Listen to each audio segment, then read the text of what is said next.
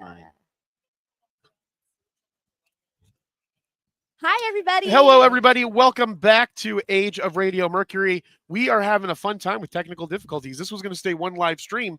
And I also heard that Dustin popped himself up on the other stream, and now we're going to have a new picture for our starting soon images. I think he really likes it. He I think likes he's doing it on purpose. attention. Yeah, I think he likes the attention, and he's doing it on purpose. But our attention is going to this gentleman sitting next to me. This is Matt Strangeways. Yes, Now, Matt Strangeways, is the Strangeways always spelled STRNG, no E A-N-G. way? No, mine because is you missed an A. Oh, did I miss an A? You just did, yeah, but that's all right. Yeah, that is the North Yorkshire spelling of the Greater Strangeways family name from Manchester. So that's a very Nice. specific Got a little family. bit of history there. It's an 800-year-old family that ends with me. That is All right. awesome. So Matt is the You're like, learning. I'm putting it into this line right here, right there. That's a whole nother podcast. All right, we'll get Matt on the podcast to talk about that We could later. do that. Oh, yeah. We could All do right, that. so Matt, I'm just going to read this here. Genealogy and why we end it as quickly as possible. Learning and Engagement Resource Manager here at the Phoenix Zoo. So Matt actually met us at Tucson Comic Con. So hopefully a lot of you out there were able to see our live of that. And Matt was gracious enough and very grateful and blessed. And thank you so much for giving us the opportunity to be here live at the Phoenix Zoo as well, because this is a heck of a time. That segment with Joaquin, you weren't kidding. Joaquin's amazing. Yeah, I told you, he's the whole show, man. Those two they should take the show They on the must road. be fighting for the spotlight, those two. They're very popular, very popular. He's a big part of our social media, and they're just going gangbusters these days. So a lot of folks know him. Yeah, so if you guys missed it, we actually had a skink lizard on just previously. You can see it on our channel.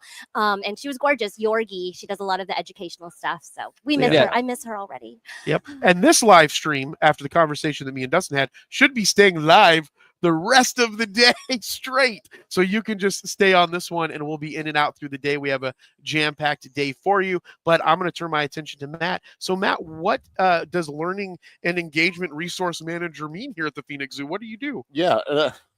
Let's extrapolate from Let's those extrapolate. words. Well, What they So there's learning, there's and manage or engagement. So I'm assuming it has something to do with that. Walk me through that. it does. Well, first and foremost, I'm responsible for all the on-grounds interpretive educational signage.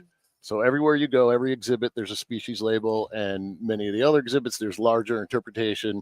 So I'm responsible to research that, develop it, theme it, see it from beginning to end. We have a graphics department that I work with, and we bring those all out to the world. Do you ever get the urge to just make up a fact and just sneak it in every once in a while? Just something innocuous?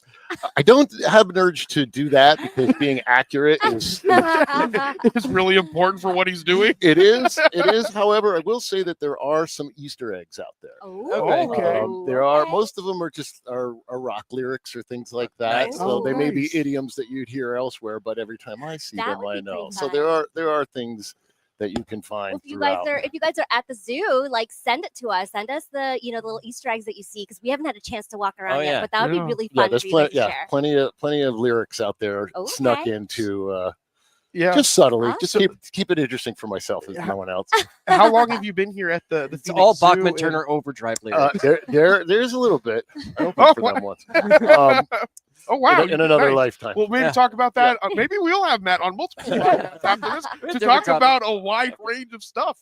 That's stuff we could talk Yeah. about. I've been here almost 19 years. Wow, Wow. great. Yeah. So walk me through that journey. Was that something that you wanted to do right out of school, or you were just trying to find a job? Or like, I love animals, or what did that feel like or look like? Yeah, no. Well, my degree's in sociology and communications, Got it. and so I've been a writer one way or another, kind of throughout my life. Mm. And I was independent journalist. I did freelance production for all sorts of showbiz kind of things. Pretty much anything in that realm, I've done it, other than tuning guitars. Yeah. But so I I can was do in that world for many years, and I'd always been a nature freak. I was a big herpetology freak as a kid, Wow. and that's I'm That's why you originally have from New the York. skink. Well, yeah, that's why I'm here where the skinks are. So that had always. I came from New York, came out to Arizona, and I was working in, like I said, the music biz for many Wow. years. That's and- crazy because we're all musicians here. Yeah, We okay, talk about, and we yeah. also love Me and him animals. still have a band. We we've were in had band in high bands. school. Bands Oh, in wow. high school. We've known each other for Yeah. most of my life. Fantastic. Yeah. So you know that. So you know how well that pays. Oh, yeah. Yeah. So, That's why none of us are doing it right That's now. why none Right. of us That's are doing why it we're right doing now. this now. Exactly. So yeah, I kind of came to a point where I wanted to get something more solid, and it was, I didn't really want to do 100,000 different things till I found it. I really thought about what I wanted to do, and I came to the zoo. Found a position as a guide initially, Oh, nice. just as a seasonal guide, and then an earlier incarnation of what I do now appeared, and I got that job, and I've been here ever since. That's a lot Nice. that's a lot like Joaquin's story. Is like you can come here and find a career. Doesn't you necessarily have hiring? to have been. 100%. Yes. No, That's actually why they're bringing this up. but that's very true. So many of the people here at the zoo came from other realms. I mean, a lot of the keepers and a lot of folks knew what they wanted to do, and they went to school for it, and they got right in the industry, and that's awesome. But just as many people did it other ways. And to run an organization like this, you don't need just keepers. You need Right. everything from accountants to people that know materials, to people that can write, to people that know photography and editing, like Joaquin. There's a million jobs, and yes, the job board is always open. There's always new stuff, and we do a lot of that, reaching out to communities to show them that there's more here for them to do. Like teen groups, anybody. Right. There's plenty of careers at the zoo. Absolutely. Now, I have a limited skill set, so There's a niche. There's a niche there's a small food niche chain for everyone. specifically There's for probably Chuck. somewhere for you. Even little ants got to feed the horned lizards. There you So go. maybe, Now- Now, in the Wildside Art Gallery, you have a comic conservation where it features artwork created by a diverse group of comic artists from the Southwest and beyond. And so this exhibition is an opportunity for the artists to share their love for the natural world and encourage others to do the same. Matt, can you tell me a little bit about what comic conservation is? When you reached out to me, you originally asked us, and I was so grateful, and I'm so sorry that we weren't able to do it, but to do the actual grand opening event. And you were, kind of enough to have us come here to do this on today with Danny, and to be here talking with you. So I guess tell me a little bit about comic conservation. How did that event end up coming together, and how did that event go? And tell me a little bit more about the piece that you guys are raffling off. Sure. Yeah. So there's a lot of moving parts to this. It started with an idea way back about 2020.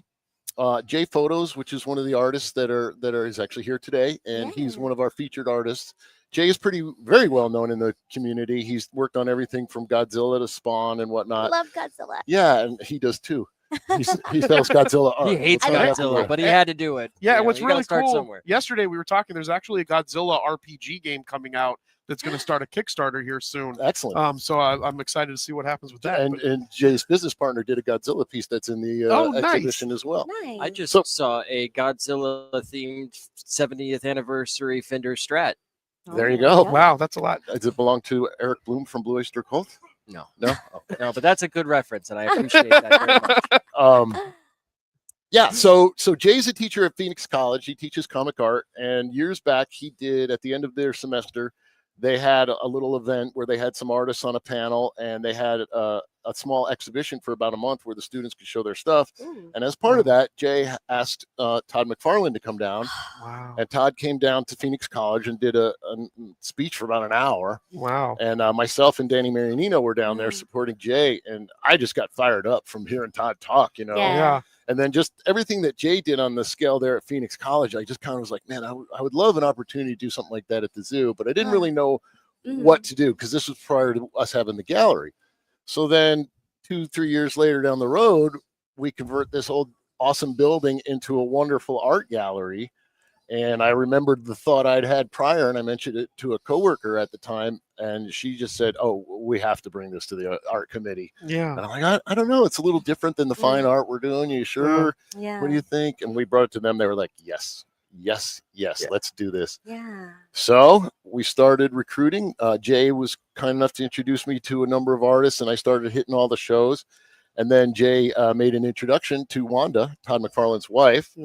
And Wanda, she showed an interest, so she came on down, and we showed her the gallery and showed her what we're doing. We also talked about a lot of our conservation programs and how the funds from this program go towards the operation of the zoo and our work around the world and in the state. And she, picked up what I was putting down, and they really enjoyed it. And we got Todd came down and met Chudy, our greater one-horn rhinoceros, and he fell in love with that animal, and kind of all things led to another, and they said we will donate a piece. Wow. And then on October 4th, which was our grand opening celebration, because the exhibition runs till January 25. So Yep. 25th. So it's almost 6 months. Mm. And then we had this opening celebration, and Todd came down and met the fans. He did a how to draw for the kids in the Oh, that's so amphitheater. cool. That's really cool. We had a bunch of folks were able to meet him, get things signed. And of course, we have one of his pieces up here just Yep. for exhibition, not for sale. And Yep. then we have another piece, which is a limited edition lithograph of Spawn, one That's of so 500. cool. And that one's for raffle. You That's can so come cool. here or go on our website and put in Awesome. $10 and you might be the lucky winner. I actually met you a couple years ago at Tucson Comic Con. As I was We were- early yeah. recruiting. Yeah, you were recruiting because we were in line to see. I don't know if I want to share who it was, but I was like, oh, Yeah. Who are you going I to can see? say Chiara. Yeah, she Chiara did make it. Bautista. Yep. So Oh, she okay. only ever exhibits at Tucson, and we were Yeah. in line right when it opened because that's how popular she is. And Yeah. we exchanged cards, Yeah. and I'm glad that we finally managed to like connect because this is a really awesome like opportunity for people to learn even more about how they can help the Phoenix Zoo. 100%. Right. Well, that's what's great too. Is it all does help the zoo. So Yeah. if you come down and just checking it out is great. But if these pieces when they sell, a percentage of that goes towards our conservation efforts. So. Awesome. Yeah, absolutely. So are you directly involved with the art gallery on a regular basis then No. or is this something that just because you had a passion for it, it kind of connected you with it? The latter. Yeah. Yeah. So basically, because I had the contact through Jay, I work in pop culture realms as we talked about music and stuff. Yeah. I'm familiar with these kind of Yeah, because I events. met you at a pop culture event and she Yeah, mentioned yeah. So it's not unusual for me to be in that realm anyway. So I just kind of used over the last 2 years. And because this was so different, it was different for the artists because usually we have fine artists in this, a different kind of time frame. Comic artists, as we've learned, work in 3-week intervals, and something 2 years out of the way and an exhibition and on the wall was met with a lot of like confused German Shepherd looks. they're like, what? But yeah, we got through all that, and the folks that did contribute are so enthused about it, and they brought their love for the natural world and their own styles. Every piece is different, and it just took a while, but it came together so huge. Do you think that this one has been met with more maybe support from people that are coming to the zoo on a regular basis? Because fine art, I mean, you kind of have to be into fine art to be into fine art. Yeah. But a lot more people Very are. profound. Yeah, I know, it's really profound No, thought I know there. what you mean, though. But like people that are just here, they're more into comic books and pop culture. So have you found that more people have been interested in this? 100%. 100%. Like the stuff we've had before is fantastic and it's beautiful. And the people that do make it in here are always blown away by whatever exhibition we have going. But the comic element is such a crossover and it's such a big universe of its own that it's kind of a hook for people. They're like, they hear Todd McFarlane. Oh, whoa. They hear Jay Photos. Oh, I've met Jay at Comic-Con. Yeah. And then, or they just love Spider-Man or they just love that kind of art or whatever. And so now we're getting way more people in. Yeah, it definitely opens up a whole new audience. I mean, art spans so many different audiences, right? Like you said, fine art, etc. But I feel like comic art is more accessible, and then you'll bring in more people. Not that fine art isn't, but you definitely open up to a whole new audience. 100%. And it brings them back to their love of animals, right? Kind of like the child inside them. Yeah. Couldn't have said it better myself. 100%. We're going to be interviewing Danny Marianino here in probably a few, maybe like 15 minutes or so, 10 minutes or so. As long as Danny is available, we have to go grab him. But the reason why I'm bringing that up is Danny has a new book called Dana and the Lost Lizard, which is amazing. Yes. I have a copy of it here with me. I need to get it out on the table. I've read it a few times to kind of get prepped for the interview. But the question I have for you is, your name is on that book as well, and so you edited it. Did you do a lot of editing for books? Tell me about how that came to be, because it sounded like you and Danny are for friends. Were you and Danny in a rock group together, or how did that come about? Yes. Yeah. So I do, obviously for work, I'm constantly editing and creating and writing. So I'm writing, the 8 hours first time of the day. Then I have my own writing at night. Then I have other friends who are professional writers like Danny and others that will send me their stuff for edits or reviews regularly. So I'm constantly reading and writing. And Danny's done a lot of things before he was a writer. He and I have known each other since 1994. We were in a band called Eightfold. Danny's known for his band Northside Kings. Yep. I was in a band called Greenhaven. We've been on each other's records many times. Nice. We do a lot of stuff together. So we've been working on different creative projects for 3 decades now. So Yeah. I edited his books, and we both knew Dana, who's the subject of the book. So we were both friends with him back in the day, and so it's a lot. It's a long time coming, but it's kind of a family affair. You know, That's awesome. I'm really looking forward to speaking with Danny as well. yeah. Matt, what I have to ask you this question, and also because I like to see the sounds that people make. What is obviously you've been to the Phoenix Zoo a lot because you work here, Yeah. so I can skip that one. What is your favorite exhibit here, and what's your favorite animal? Well, I think there's recency bias, so I'm pretty excited about the Big Cats of Arizona exhibit. That one, I got to do some different things with the signage that I don't always have the budget to do. So if you do take a walk over there, you'll see that every sign has tactical elements. You can compare your paw size to every cat in the world. That's so cool. Almost. What? We're gonna have to go do that. Yeah, there's all Daryl, sorts of- cue up the live cam here later when we do the galleries. We'll walk through and we'll see how big Chuck's hand I want is. to see how my paw compares. Yeah, I to want to Yep, see yep. that specifically, that paw comparison. Yeah. all the But way from continue, the Matt. black-footed fat cat to the Amur tiger. Wow. Right. Okay, cool, Wow. cool, There's also, you can QR code to a highlight reel of the work we do around the border with our wildlife cameras and one of our Wow. conservation Wow. work. So yeah, it's a very interactive exhibit. I love the jaguars and the mountain lions. So that's my current favorite. Absolutely. So the next question: can you make a sound that they make? Well, that's my favorite exhibit, not my favorite. Yeah. animal. Oh, sorry. I'm Favorite so sorry. animal. What's your favorite and I animal? can't do it. The sounds that Joaquin. Yeah, Joaquin does, did good so sound. So he's- what's your favorite animal? my favorite animal is the desert iguana. Oh. They're silent. I know. It's like Ah, you picked is one that that didn't why? make a sound. They gotta make some type They're of only sound. silent when people are around. Right? Yeah, That's when people are conversation's gone, they're all having it's at. parties. They're doing Yeah. all There's kinds no of one stuff. there to hear it. Does Yes, right. iguana make a Does sound? iguana make a Absolutely. sound? Yeah. Yeah, absolutely. Well, Matt Sound isn't dependent on whether you can receive its vibrations or not. It vibrates no matter That is what. a And they whole may nother be making podcast. sounds that we can't hear. Yeah. And they also, Oh. recent research shows that they communicate with pheromones that are ultraviolet that only other ones can Whoa. see. There you go. Wow. And they could sleep with half their brains off, kind of like a dolphin. Wow. I wish I That could I do live that. with half Cool. my brain off. Yeah, too. see it? I have to sleep with my And brain he's being on. honest, at least. And she sleeps with her brain on. Well, Matt, thank you so much. What are some other any closing thoughts that you have for us, and where can people find you on social media if you want people to find you there? Sure. Well, yeah, just for, If you don't want if people you to don't want people if to you don't find you, want don't people tell to them. find you, Give don't somebody say else's it. social But I am media. telling everyone, so we probably should have cleared that up at the beginning. But here we are. that's fine. You know where to find me now. That's pretty much the only place. Everywhere else on the internet, I'm kind of But go to the incognito. Phoenix Zoo. Follow the Phoenix Zoo on all their social Follow media the zoo. as well. Come down to check out Comet Conservation. It's open Wednesday through Sunday till January 25th, 9 a.m. to 1 p.m. every day. Yeah. Every day that we're open. And yeah, there's lots to do. Actually, one more question. What has been your, because I haven't had a chance to be in there yet, so I'm really excited to get in there later today. What's your favorite piece so Come far? on, I can't do that. Okay. You It's know, All right. Jay, especially if I say Jay Fulton. Yeah, I know. Never Oh, hear no, the end hold of on. it. Never What hear the have, end what of have been some of the pieces that have gotten a lot of what are some of the pieces that have sold recently? Oh yeah, well they're selling great. I mean, Yeah. it's sold 2 this morning. Oh, awesome. Danny Marianino's, he didn't do the art because he's the author, but the artist that does all his work, like for the Dana book, he did a special piece just for this exhibition that has the character Dana here at the Phoenix Zoo with all our animals. So that's a lot of fun. Jay did this diamondback rattlesnake, which is just Yeah, gorgeous. Jay's That's is just- amazing. Did that sell? It sold. Dang It it. sold. I was It sold. actually going to see the price of that one today because that was Yeah. actually Yes, I saw an Instagram that Jay did that's on your guys' Yeah. Phoenix Zoo of him talking and showing the piece, and that thing is freaking It's gorgeous. amazing. Yeah, it's So, sold day one. There's the word, Dustin. Did you hit amazing? I said Amazing. it.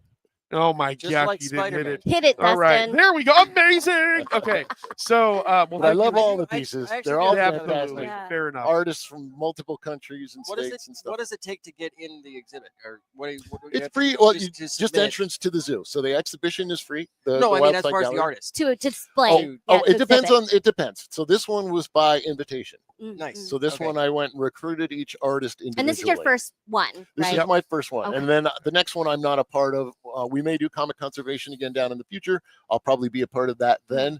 But the other ones, we have a whole staff that focuses on all Cool. this. Awesome. And yeah, did that Yeah. answer your question? Yes, it did. Okay. Yeah, Absolutely. Well, that was amazing, Matt. Well, thank you so much. Yeah. Very blessed and honored that you asked us to do this. I'm so glad you guys make it. It's an absolutely. absolute blast. And we have some more stuff in store for everybody. Again, we will be sitting down with Danny Marianino. I believe we're going to be sitting down with Jay Photos as well. And we're going to show that video as long as I can get Dustin to get it here on the screen of him drawing that amazing rattlesnake. Also want to use it to scare Joey. So that is also part of what I'm trying to use that rattlesnake picture for as well. And then we will be still doing some walkthroughs, all hopefully within the next hour and a half. So we'll see what we can do. And again, my name is Jeremy. This is Jinx. That's Chuck. This is Matt. And this is Mercury, your home for podcasting and pop culture news. And we will be right back. Stay tuned.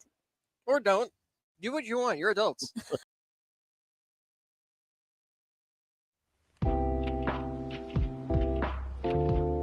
Hey everybody, my name is Jay Photos. I've been working in the comic book industry for over 25 years now, and I'm painting something for the Phoenix Zoo comic arts exhibit, and I'm really excited to bring this painting to you guys. And the idea of this came up being visually, it's big and it's bold, and I just love rattlesnakes. They're just cool anyway, right?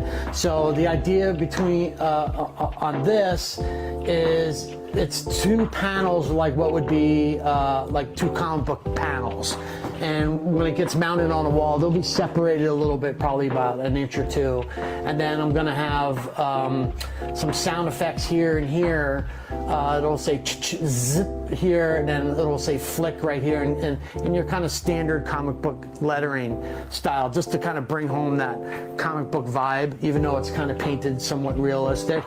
So I wanted to kind of do something different, big and bold, and I thought this would be something kind of cool if somebody does buy it, that you can hang it right above your couch in your living room. So that's the reasoning between that. What, rattlesnakes? Come on, how cool are rattlesnakes? Conservation is pretty important to me. My wife and I adopted two Sonoran desert tortoises from Arizona Fish and Game.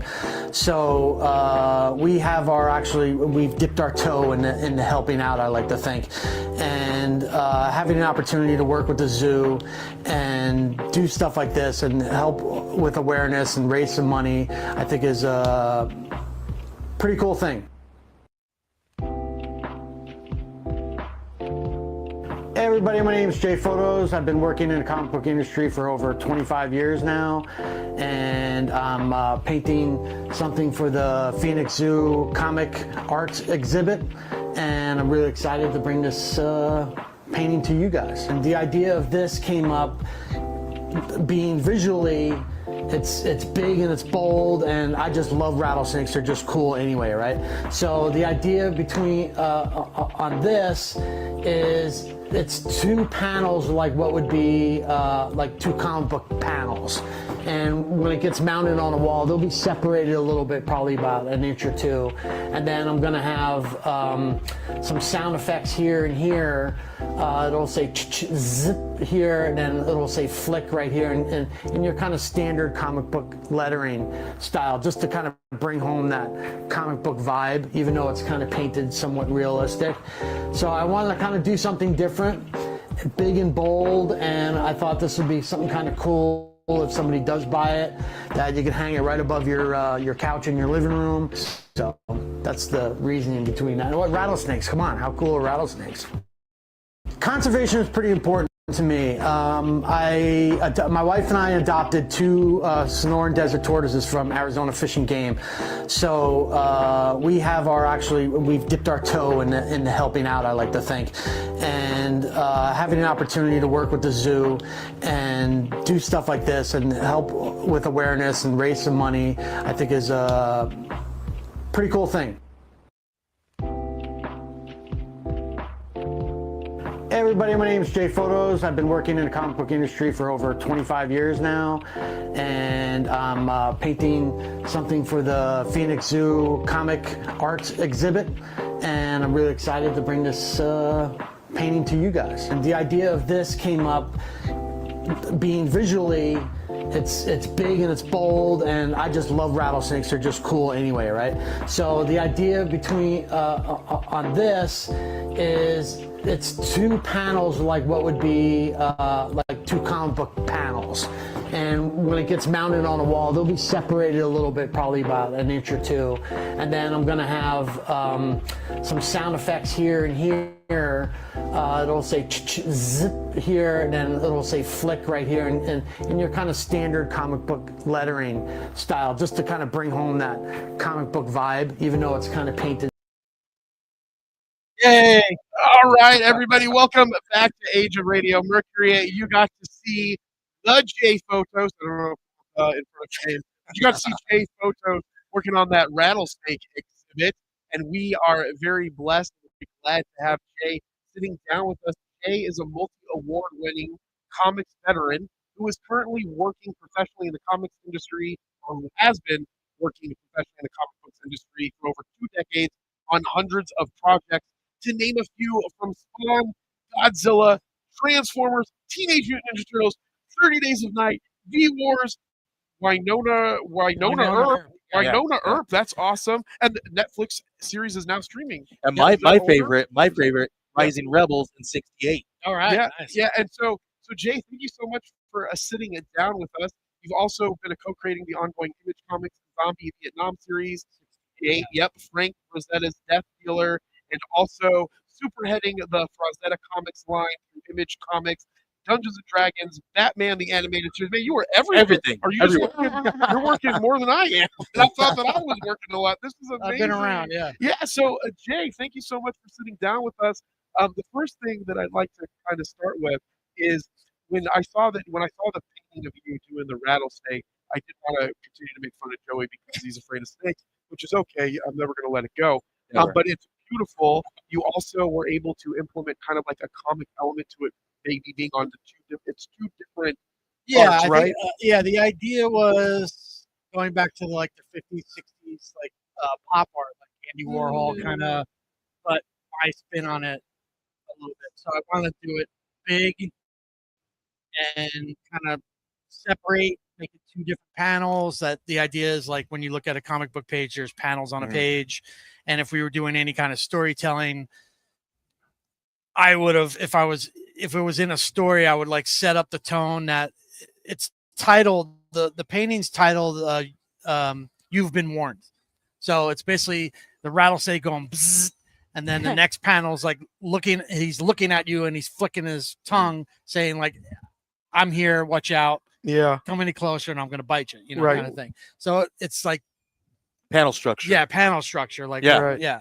So that was the idea of it. And then putting the traditional comic book lettering on it to kind of really drive that home. Yeah. Comic Sans. Yeah. Yeah. So no, that's fantastic. The other thing that I when I saw that you were painting it, the first thing that I was thinking was, Joey is in kind of the comic book industry. He has Geek Collective and does publishing and Kickstarters and things. That's his whole realm. So I was like, oh, Joey, do you know Jay? Because I'm oblivious to some stuff. And he's like, yeah, I've heard know Jay. And then also Jinx knew Jay also. I know. Yeah, stuff. I just saw her. I know stuff. I don't know. I just saw we were just down in Yuma together. At And then- YumaCon. Yeah, because when I walked in there, I'm like, she looks familiar because she had a wig on. He's like, your head was short. I was Yeah, like, it yeah. was a wig. Because I'm a cosplayer. It's a small world. You start to see the same people Yeah, everywhere yeah, you yeah. go. Then how did you know Jay before? No, we didn't. Or that We didn't know. I just knew Got it. of Jay. Got When, it. when I you're, didn't- when you're in the con circuit, you get to see the same Yeah. people a lot. Yeah. So he was there with there was like a couple other artists and stuff Yeah. like that. Quick thing about YumaCon, I love YumaCon. Like it's a tiny con, but if Yeah. you've not been, it's well run because it's run by the city of Yuma. So shout out to City of Yuma. It's a Awesome. really cool, and we had really good food the whole time that we were in Yuma. Just saying, So just cool. take a trip down there. I'm gonna go every year because it was just so much fun. That wasn't the first time that you were there. No, I was there last year. Yeah. So it's like you hear Yuma. If you're in Arizona, like if you live in Arizona, you're like, what's in Yuma? Yeah. But actually, there's lots of fun stuff. And like I said, it's a well-run little con, and That's so we have a cool. lot of fun there. Love that. So, Yeah. Jay, talk to me. You were, I guess, probably Matt reached out to you to be a part of this comic conservation and to put a piece together. Can you walk me through how that expired Matt, or then how that happened? I could throw a rock and hit Matt's house. Okay. My house. Where is that? Where's Yeah. that Yeah, from? where We live that right here? We live literally Right here on the grounds. We live literally like 4 miles from here. Oh, Got it. Okay. nice. And then he walks his dog every night, and then And it I'm poops on usually- your yard. And then it- No. That's how it And happened. then you text him, Matt. I saw on the camera. So Fido did it again. he's usually with his dog Artie, and then I'm out back having a cigar every night. and he always comes in with Artie, and Artie and our dog Betty are good friends. And they have cigars. Yeah.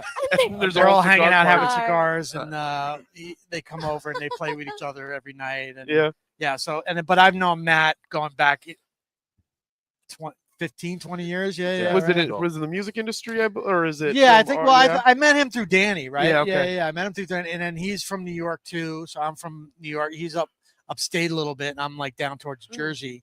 Right. And then we just had that connection there, and then just knowing, the whole music scene here is really tight. Everybody kind of knows each other. Yeah. And so, and we all have same interests pretty much, and A lot of very similar to the comic scene.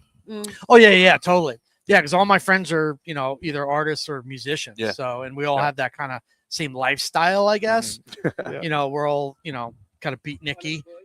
Yeah. What? We're all unemployed. Yeah. Luckily, I'm not. Yeah, I was Get a gonna job say. at the Phoenix I was Zoo. gonna say that he definitely is not. So what? We call that self-employed. So then you guys were just sitting around, and he kind of started talking to you about the thing, and then Well, like what he mentioned was we did a thing because I teach at Phoenix College. They have a comics art degree program there. Yep. That is And- so cool. Yeah. Comic Yeah, I love that. arts degree. And Awesome. we did like something similar to this right. because they have a gallery there too. Got it. And I've worked with Todd years and years ago, and asked him to come down and do like a speech thing or whatever. That's so cool. And it sparked his interest or gave him an idea Right. to That. kinda Yep. That's what kind Matt of do said. that. Yep. So then when they redid this gallery, it was a great opportunity to go, all right, well, we need to come up, let's do cool events, and let's try this, let's try that.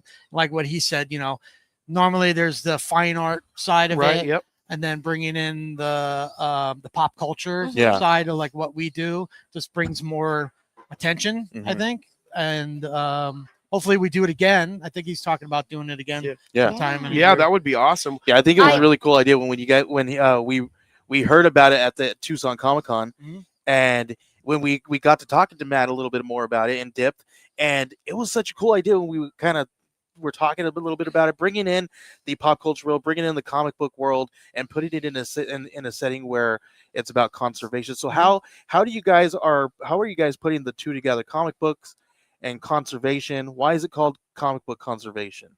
Well, you have to credit Matt because he came up with that name, I think. But I think it's the idea when we all got approached about doing it is coming up with an idea that crosses both our comic book worlds and the conservation side of it with the animals or whatnot. So when all the artists were approached, I think Matt said, come up with something that PG, because a lot of us, tend to be like, I'm more in the horror side of stuff. So It's a there's no horror like I can't have blood and rattlesnake guts. killing And, things. like Yeah. having a Gotta be snake little more eating, family friendly. yeah.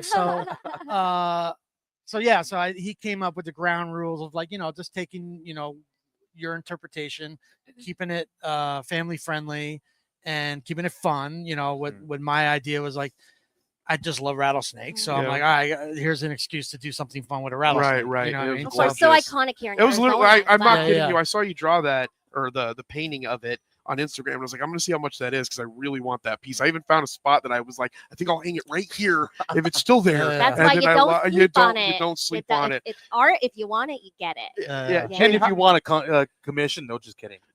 Jay, when you got into, can you talk me through a little bit about how you got into illustrations and art and getting into the comic book? Oh wow! How much industry? time we got? Here? We got about 10 minutes. So we'll have another. We'll have We'll get you another back episode. on, yeah. All maybe. right. The dense version is obviously as a kid I've always been drawing and Yeah. whatever, and then I didn't really get serious about it till like probably my senior year in high school, thinking like, all right, well, what am I going to do after high school?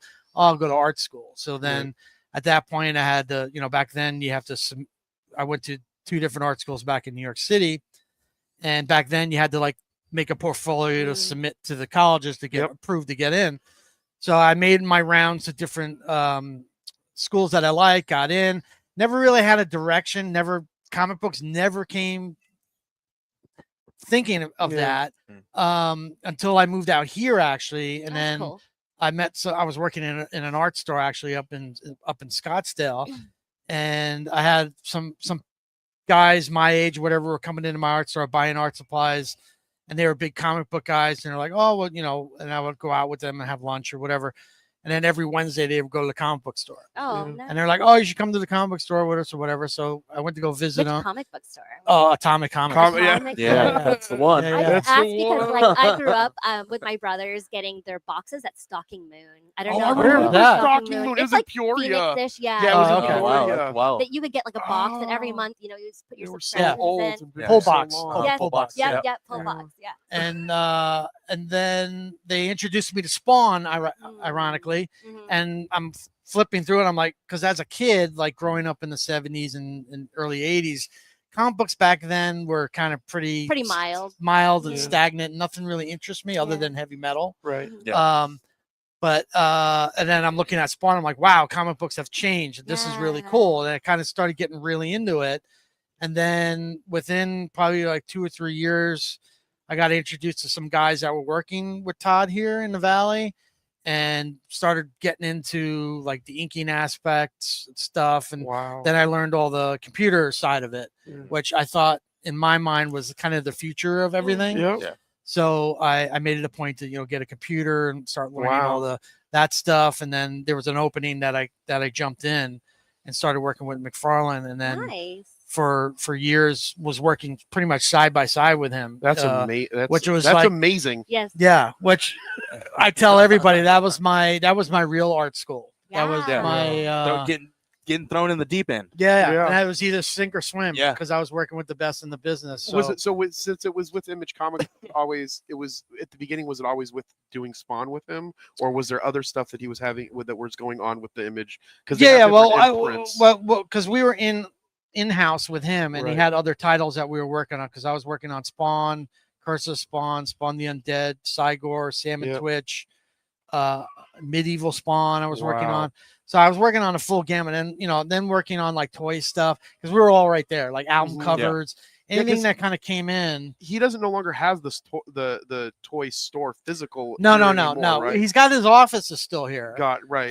The editorials ran out of here, and then they run like the I guess the core company of the toys is still out here. Wow. Yeah, my sister used to collect Spawn toys. Like, Yeah, I don't, yeah. she doesn't anymore, but because it gets expensive. But yeah, she would always have like the latest Spawn toy, and I would just admire it. Oh my God. You know, it was really great when we actually worked in the office, because anytime something new came in, like everybody that worked there got like 3 of each. Oh, Oh what yeah. a wow! dream. We would get and you know the amount of toys that he's put out. I know. Yeah, I still So go in there and every look at time 'em something all new the came out, time. we would just have boxes of free Yeah. toys. Yeah. So To be an adult And geek. Yeah. And what's fun about that is Todd is notorious for giving away bags and bags Yeah, full yeah. of toys. yeah. So yeah, That was one of did the you- really good perks of Yeah. working Did you there. work? So when you were doing stuff, did you also help to I guess illustrate how the toys would look then too? I or- jumped in on a couple things, but because he had his main office was here, and then he had a big office in New Jersey,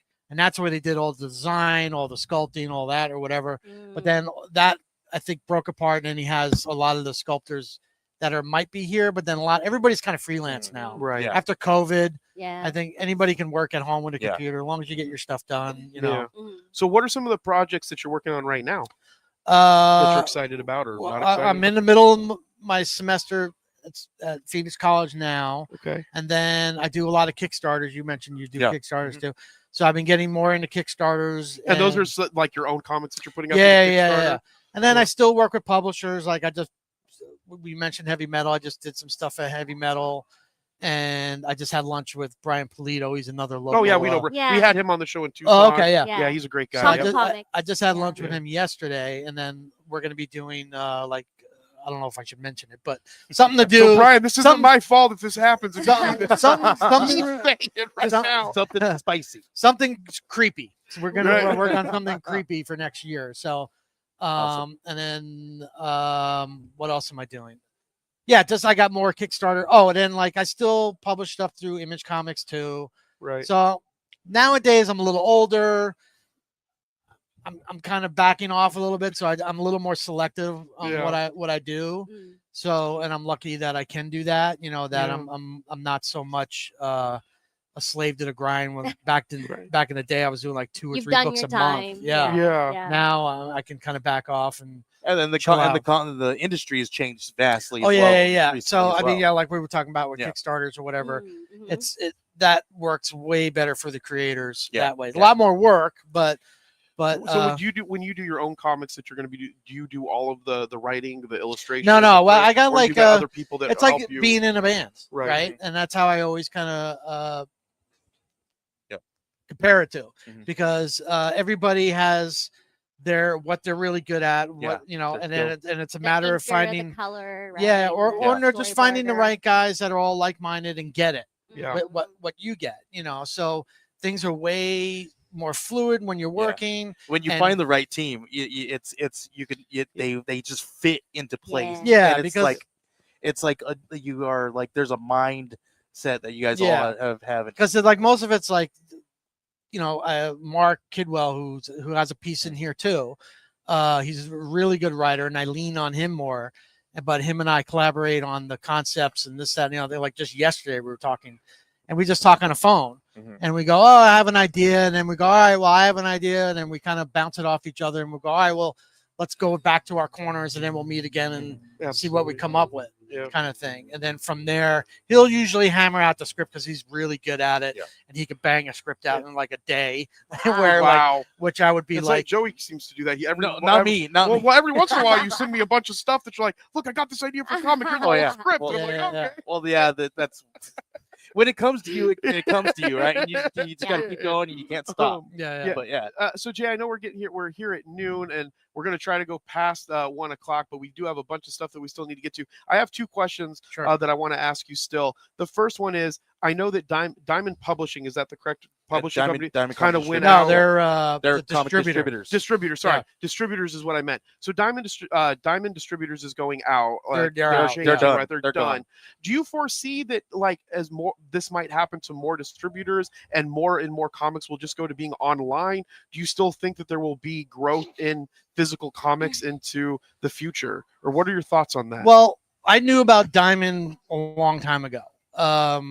So you could see the writing on the wall if you're on. yeah. I in- mean, inside Diamond from that, has been having problems for years and years and years and years. And luckily, Image Comics, who did distribute through Diamond, right. kind of let us, all the creators, know, because we all kept our back stock at Diamond Got in their warehouses and whatnot.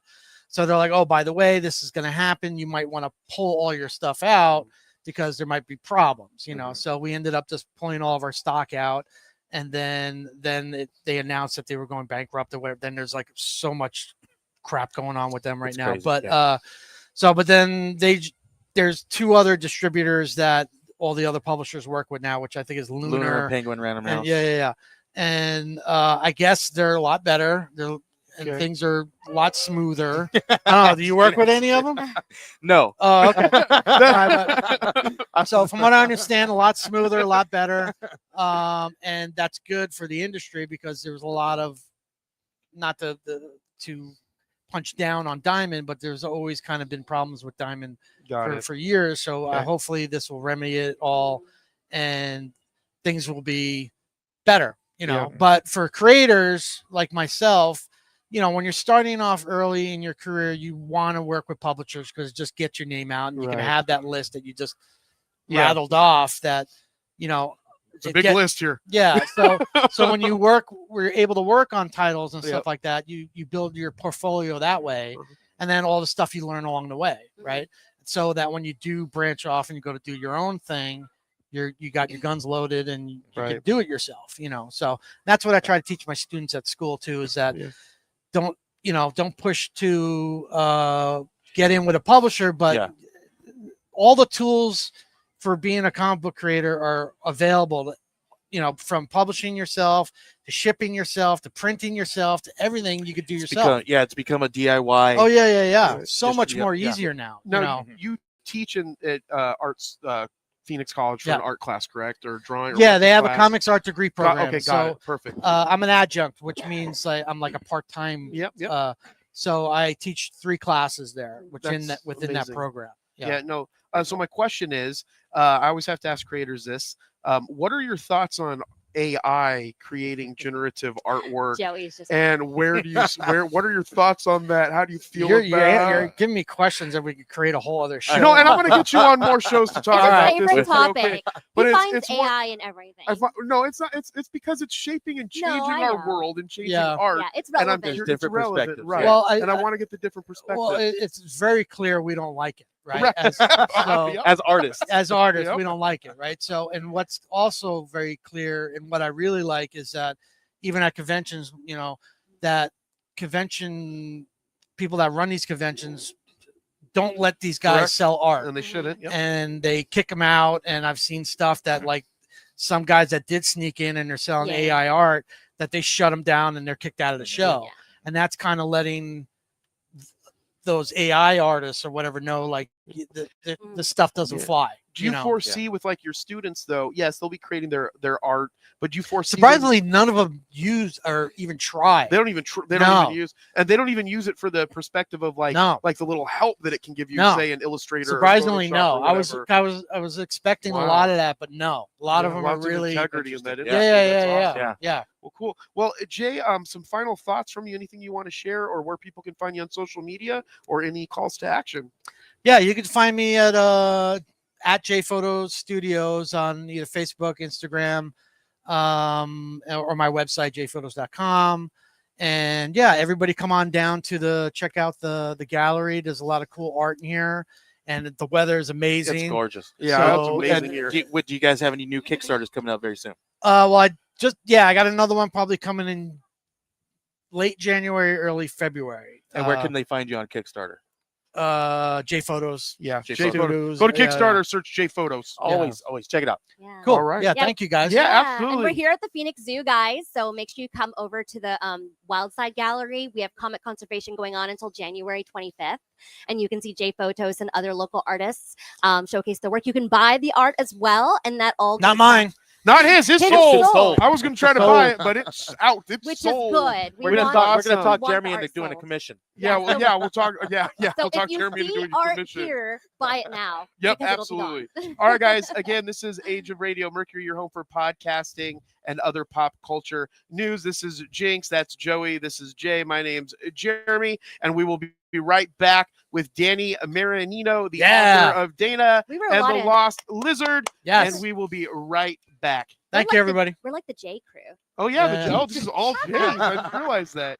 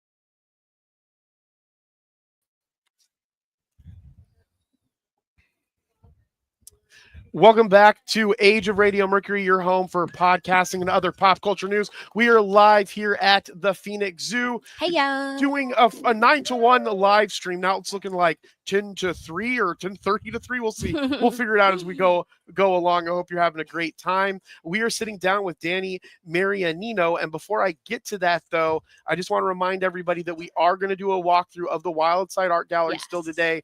We're going to do a walkthrough of the Savannah Gallery.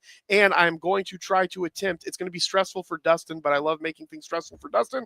We're going to try to do a live from the lion exhibit. Ooh. So that we can see how big our paws are.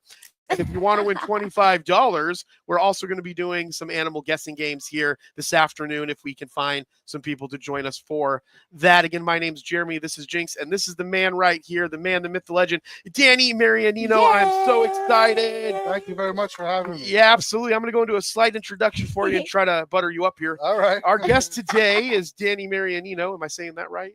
Marianino. Marianino, which I was figuring it's Italian. Yeah, he's a husband. I saw your other podcast. You're like, is that guy's name Italian? Well, okay, so Dustin's Italian. Oh, I have a business partner that his family is the first generation. He's first generation here, but the rest of his family immigrated from Italy as well. So I'm around a lot of Italians, and so that's why I was curious about it. You're a film scholar, a storyteller. You're an author. yeah. You're from the famous punk band North Side King, and a devoted book collector. You're also famously known for one time when you punched Glenn Danzig in the face, but Wow. that's all we're going to mention that. You can go figure That's that for out another yourself. podcast. Yeah, That's for the Yeah, next. it's a whole other story. You were born in New Jersey, and now you're based in sunny Scottsdale, Arizona. Yes. You have built a career as an American writer, a raconteur whose satirical and autobiographical work, along with spoken word performances. So you do that as well? I have. That's awesome. Yeah. Showcases your unique blend of heartwarming comedy and maybe sometimes dark comedy. I don't A know. little bit, This yeah. this was kind of written for me, then I went through and changed it up a little bit. A Giving veteran away your of- secrets, Jeremy. yeah, I know. A veteran of the hardcore music scene, Danny has fronted bands such as the Northside Kings and Cause for Alarm. And I think, if I'm not mistaken, you were in a band with Matt. Oh. We had a band called Green Eightfold. Eightfold, yeah. Yes. Yeah, I that's see a common theme I here know, with all of our I guests. was like, like I they're all musicians, comic artists, and like geeks, animal geeks. she just right? called all of you geeks. Yeah, so what is that all about? Hey, we're repping the geek collective, right? That's true. That's true. All right. So you began your writing career in 2012 with your debut book, Don't Ever Punch a Rock Star, which, Mhm. based off of my previous statement, you can probably figure out a Sounds little like bit really good about what life that was about. advice. But I'm here to talk to you a little bit about your books, Dana and the Lost Lizard. That's the Yeah. newest one. Is that correct? Yes. So this here is the newest book. I collaborated with Same collaborator I've done the same last couple collaborator books I've done with, the Nick Lambro. books with He's Nick out of Lambro. Australia. He's out of Really Australia. good guy. Really good guy. The story is The about story a is boy about named a Dana boy named who Dana has a pet who has a pet iguana. and the iguana And the gets iguana loose gets all the loose all the time. time. He's always running here, running there. And he starts looking for him around the house, and it's just, as a kid's book, it just gets more absurd as it goes. On a monster truck rally, a hot air balloon. It's just. But it's really a story about friendship. Not just your friend, your pet, your dog, your cat, your iguana, but also just like your friends in general. You may come and go. Your friendship always lasts. Yeah, you no, know? absolutely. But so this is the first book, and we're going to talk about both of the books. But GabaGhoul that was your, so Dana Lost was your new book, the Night of the GabaGhoul, which is Gaba. Can you explain GabaGhoul for me? GabaGhoul. Yeah, what's that mean? Is that Italian? What is this? It's so I spell it a little differently because I made him a Halloween character. Yeah. But GabaGhoul is really slang for capicola. Okay. So, Yeah. You go get a sandwich, most likely get an Italian version of the sandwich. Yep. They're going to have capicola on it. But in New Jersey, all of the Italians that came over from Italy, the old school Italians, when they came over, they spoke very poor English. Yeah. And they would say a lot of these words incorrectly. So, capicola, because gabagool, like calamari in New Jersey, we would say calamads. Yeah. That's the way Italian Americans say it because it was passed down from them saying it incorrectly. Got it. So a lot of that book there's two things in that book that I really wanted to keep important. One is the story's about a guy that doesn't give out Halloween candy to kids. What a jerk! That's my street. Okay, literally. are you the guy on the street? I'm the that guy does? giving out the candy. Oh, okay. Oh no! There But my it whole is. street shuts off the Do lights. you live at on the night. same street as Jay and Matt? He's Everybody's not like that acknowledging. today. No I mean, comment. That's the problem. We're all, Jay and Matt, we all love horror and monsters, so Yeah. we want to give out candy. Okay. But my street is what the kids call a dark street, so we don't get a lot of trick or treaters Got because of it. that. Yeah. So I kind of wanted to make a story about a stingy guy that's kind of like Scrooge on Halloween, doesn't give out candy, and this guy, the Great GabaGhoul, comes and takes his ability away to eat Italian food Ah. until he changes So the era cute. in his ways. you know? Yeah. Oh gosh. And also I really wanted to write a book that would keep a lot of that slang alive. Everybody's worried about keeping their culture alive. Yeah. You come over from your ancestors, because a lot of us are second, third, fourth generation Right, now, yeah. but they want to keep the culture alive. I want to keep the slang alive. I want to keep, Yeah. the words that I grew up with, the wet mozzarella and the things that were not really said. Like when I moved to Arizona, Uh-huh. if I said, "Let me get fried galamads at a restaurant," No. they're like, No one knows "What's a what galamad?" the heck You is know? that? Yeah. Oh, I'm sorry, calamari. Yeah. So I wanted to. And they probably still don't know what that is. They here. still don't know. I'm sure. But I wanted to create a book that kind of kept what my grandparents taught us. Yeah. And in the vein of writing a book that parents could read to their kids, I wanted to make it entertaining for parents as well. My parents come from that generation. I come closer to that generation, but it's going away. Yeah. Mm. So Oh, Jake, well, I was did you have just a quick saying, question? like, when we were kids watching cartoons, now that we're older, we see a lot of like nuances in there that are like adult themed. We're like, wow, like, I mean, Oh yeah.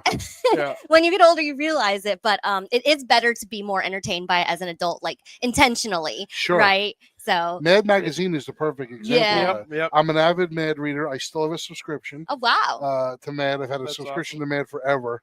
And when I go back and look at these issues from the 70s and the 60s, I'm like, wow, that is Yeah. not. Matter of fact, I got a stack of Mad magazines. This local store, Ash Avenue Comics, gave me here in Yeah. town to Mm. give out to kids. Oh wow, That's and awesome. I'm like, you know You're what? like, I better probably go not. through these a little bit more because some of the stuff It's like, I read this them. is probably a little inappropriate. Yeah, I may not want to give this to a kid. All right, so you're at the Phoenix Zoo today talking about Dane and the Lost Lizard in front of Comic Conservation, and I also heard that one of the paintings that's based off of Dane and the Lost Lizard got sold today. oh nice. I believe was that Did it? true? I think that's I don't one know. of the You ones. sharing news? No, well, I think that It's Matt. still available. Okay, Still it's still available. available. Okay, So maybe get it it. was that one was available still. I'm gonna have to take a look at it because I want to walk away with something. Matt told me you were buying it. So I'm fine. I was gonna try to buy Actually- Jay. Actually, you I know will what? definitely Jeremy's will go- buying something for each Oh of my us gosh. today. Okay, we'll see. Everyone we'll that's see about working, that. that's our It payment. depends. We still have to get in there. They close at 1 o'clock. We're running a little bit. You'll don't leave worry, it I open know a for- guy. We'll keep the Okay, store we'll open keep it open. Okay. All right. So since we're at the zoo today, do you ever make it out to the zoo? all the time. You do? Okay. A huge fan of the zoo. I got my wife and I, when she came out to visit, when she lived in New Jersey, the first date we had was here. Oh, nice. Was it during Zoo Lights? No, and no, we- but we got engaged during Zoo You got Lights. engaged? Is your wife? Your wife's at the table. She's at the table. Oh.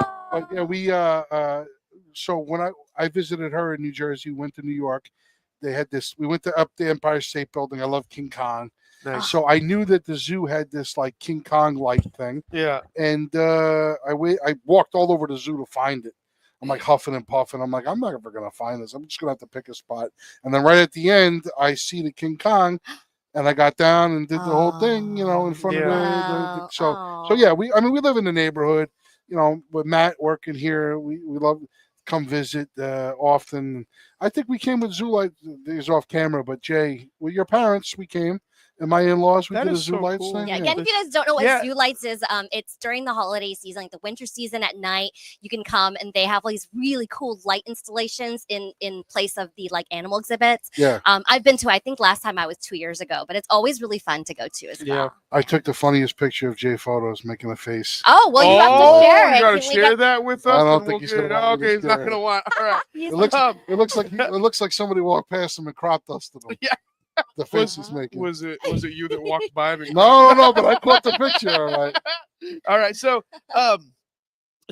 if you were writing if you were writing a children's book here at the zoo, which animal do you think would be the main character?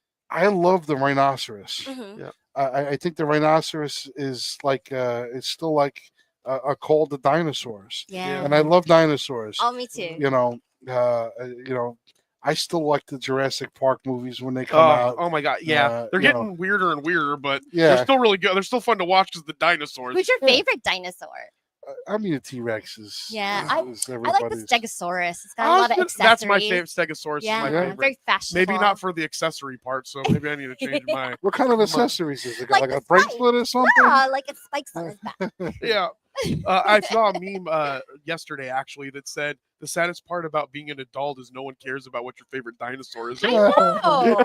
I think I saw that too.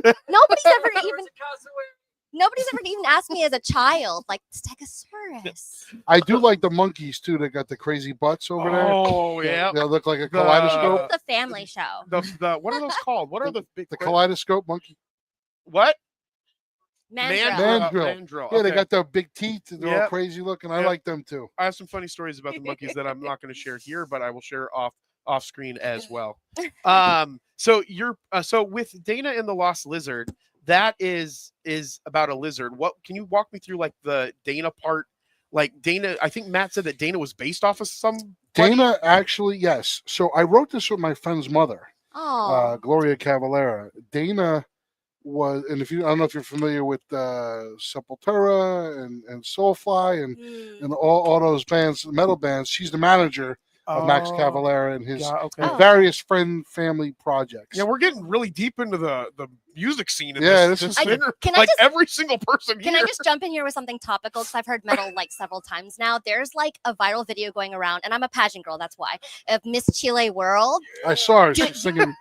I'm She's singing the metal song. oh and the guy's my playing the guitar. And she looks stunning. Yeah. Stunning. Let's Somebody just said say. that to me, going, "Oh, I'm like, no, that's kind of cool. Like that's I'm cool. into Like that. animals and comics, like Yeah, these two things coming together that you don't expect. I just had to throw that in there. Yeah. That's cool. Yeah, no. So Dana was Gloria Max's son, who passed away. Oh, Not to bring the down of yeah, the we story, haven't- yeah. but I But knew. tribute. Yeah, yeah. But no, so- that's awesome. I don't think. Yeah. So yeah. he died in '96, I think, or '97, maybe '96.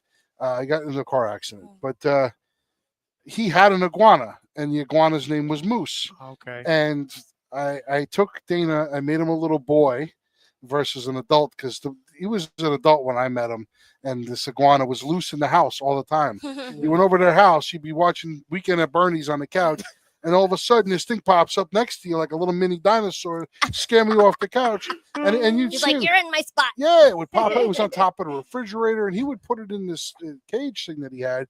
But the thing was like an escape artist. Yeah. He got Oh. loose, and they left him loose a lot. Dana would carry him around. It was his like best pal. So Oh. I wanted to do a tribute to him. So we kind of me and Gloria bounced around ideas, and we came up with this story. I made him a little boy. I kept the same hairdo Nice. that he had. He had the shaved That side. is Actually, that awesome. shirt It's amazing. It's an If old that's metal, what's an fulfilled old out. metal shirt. That's cool. I had a That's nuclear awesome. assault shirt when I was a kid. I loved Yeah. this band, Nuclear Assault, and that was the back of the shirt. There's little metal Easter eggs throughout That's the cool. book. It's cool. Yeah, absolutely. Nice. So Dana and Moose were both real. Yep, that's amazing. So, Jinx, did you want to? Oh. Yep. Yeah, absolutely. So if you guys, you can get the book here, right? It's available here. Yes. It's available on Amazon as well. Yes.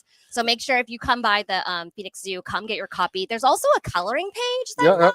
And I really wanted to color it while we were doing the interview, but there's no crayons. Yeah. Take it home, color it, bring it back. Yeah, that's an actual page from the book. Oh, awesome. Yes, that's right. Actually, let me see. Oh, there it is. There it is. Yeah, yeah. See, so you can do your own version of the Lost Lizard and bring it back or put it on your fridge or something. So, Danny, walk me through the individuals that help you make it possible publishing these books. Well, I can't draw, so we'll start off with. I work with my buddy Mick Lambro, who's an artist. Does a lot of band stuff, back to bands. Mhm. He did recently. Man, it's a band. I'm not. Everybody here is in a band. Yeah, I know. I even met someone from the New Times here recently, 2 seconds ago, right before this. It also was in a band, and in like every punk band here in Arizona. Oh yeah, We yeah. need to start our band. Yeah, again. He's a Start legend. band again. Yeah, in the- right. in the That's scene, yeah. And he was in a band. He was also. He was in Northside Side Kings. He was with a you. bass Yep, player. yep, Yeah. yep. Nice. So Mick does the art for me because I can do a hand turkey kind of, that's about the extent of my That's right. That's art more than I skills. can Yeah. do, so it's good. And then so I do the writing. I come up with the concept idea. Basically when I write it, I write the page, and then I say I got an idea for the page to draw this on the page, and then Mick does his part and then puts that together.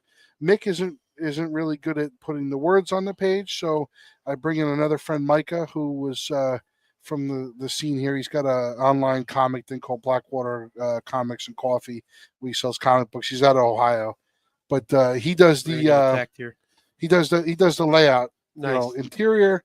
Then Jay Photos, who you had on earlier. Yeah. Jay helps me usually with the cover and the binder and That is so setting cool, that all of up. You guys and, doing this together. yeah. And Matt Strangeways, who you talked to Yep. from the zoo, Yep. edits the books. Wow. Perfect. So we got like a crew that all works together. And then on on your free time, you guys go and like jam. Yeah. And then I pay everybody with food, pretty much. Right. Jeremy's paying us with art, so Oh yeah, similar. so art yeah. and food. That's what we're going with Yeah, here. yeah. I'm really good on a barbecue. I know my way around. Yeah, and we're gonna come over and see. Yeah. We'll buy For some your stuff, podcast, over. we'll come over. Yeah, feed we'll us. come over and you can There feed you us, go. and we'll talk We'll all have some day. calamads. Is that how you say it? Fried calamari. Calamari. Fried We're not gonna get. calamari. Dustin, how's your Italian? You want to give it a shot? He's like spaghetti. So Night of the GabaGhoul is your first children's. That was your first children's book, right? Yeah. What was the catalyst that made you want to even get into making children's books? Well, Mick's got kids, and he's got 2 boys. And, I noticed he was drawing pictures. We have another book series called It Blows My Mind. It's about things that I'm ultraly annoyed by. And I keep these lists, and I write them down, and things I'm super bothered by. And they were funny, so I started putting them together in a book, and I started an Instagram page where I go up on, hey, it blows my mind. But Mick was drawing pictures of the character Carmine for his kids to color. And I'm like, well, why don't we just do a kid's book? Oh, nice. And that Yeah. kind of came along, the idea to do that. That's so cool. That's awesome. And I like doing the kids' books a little better. I got to be honest with you. It's fun to see an adult catch a giggle and a laugh with something, but to see a little kid go bonkers by it. We had a kid for Halloween dress up as the GabaGhoul Oh, this no year way. in Australia. I mean, That's the- so is awesome. yeah, he's walking around with a little dish of spaghetti, and they drew a little fake beard on him and little fake chest Oh hair. my gosh. It was really cool. cute, Yeah. That's like the ultimate achievement. I for mean, me. do you see a lot of adults like freaking out just as much as the kids do? How do you see it? I do. With this GabaGhoul book, I do this past month. I did the Scottsdale, Los Angeles, and San Diego Italian festivals. oh, Wow. nice. So back and forth to California twice, and then the Scottsdale Festival. And there's a lot of adults buying this book Mhm. because their parents use the same slang. Yeah. They're buying it. They're buying it for elderly people. Yeah. 100% like Dustin, coming you as want like to take this bad boy? as like a Get you one of Filipino these, take it American. home? I'm technically not a first generation, but I am because I've lived here all my life. But I feel the same way. Like whenever I see things like this, where it brings in our, Filipino American culture, and that you can then teach So your what? children. Yeah. So what's a Filipino food that you guys use that's like a crazy word that like anybody Filipino would know it? Yeah, lumpia. Lumpia. Lumpia. So imagine you make a kid's book and you put lumpia in the book. Yeah. Everybody in the Filipino community is going to go, lumpia. Yeah, they you don't know? care what it is. I Oh. think there's a movie called like in California, this guy made a movie, something Lumpia Fast and Furious or something. Something like, yeah, you just Was need he to going put around driving a car? eating lumpia. Eat lumpia. You just got to put it in Yeah. the title, and it's like And it takes the off. community is like done. Like, let's take it. Yeah. Yeah. So you've already talked about what a GabaGhoul is. Like how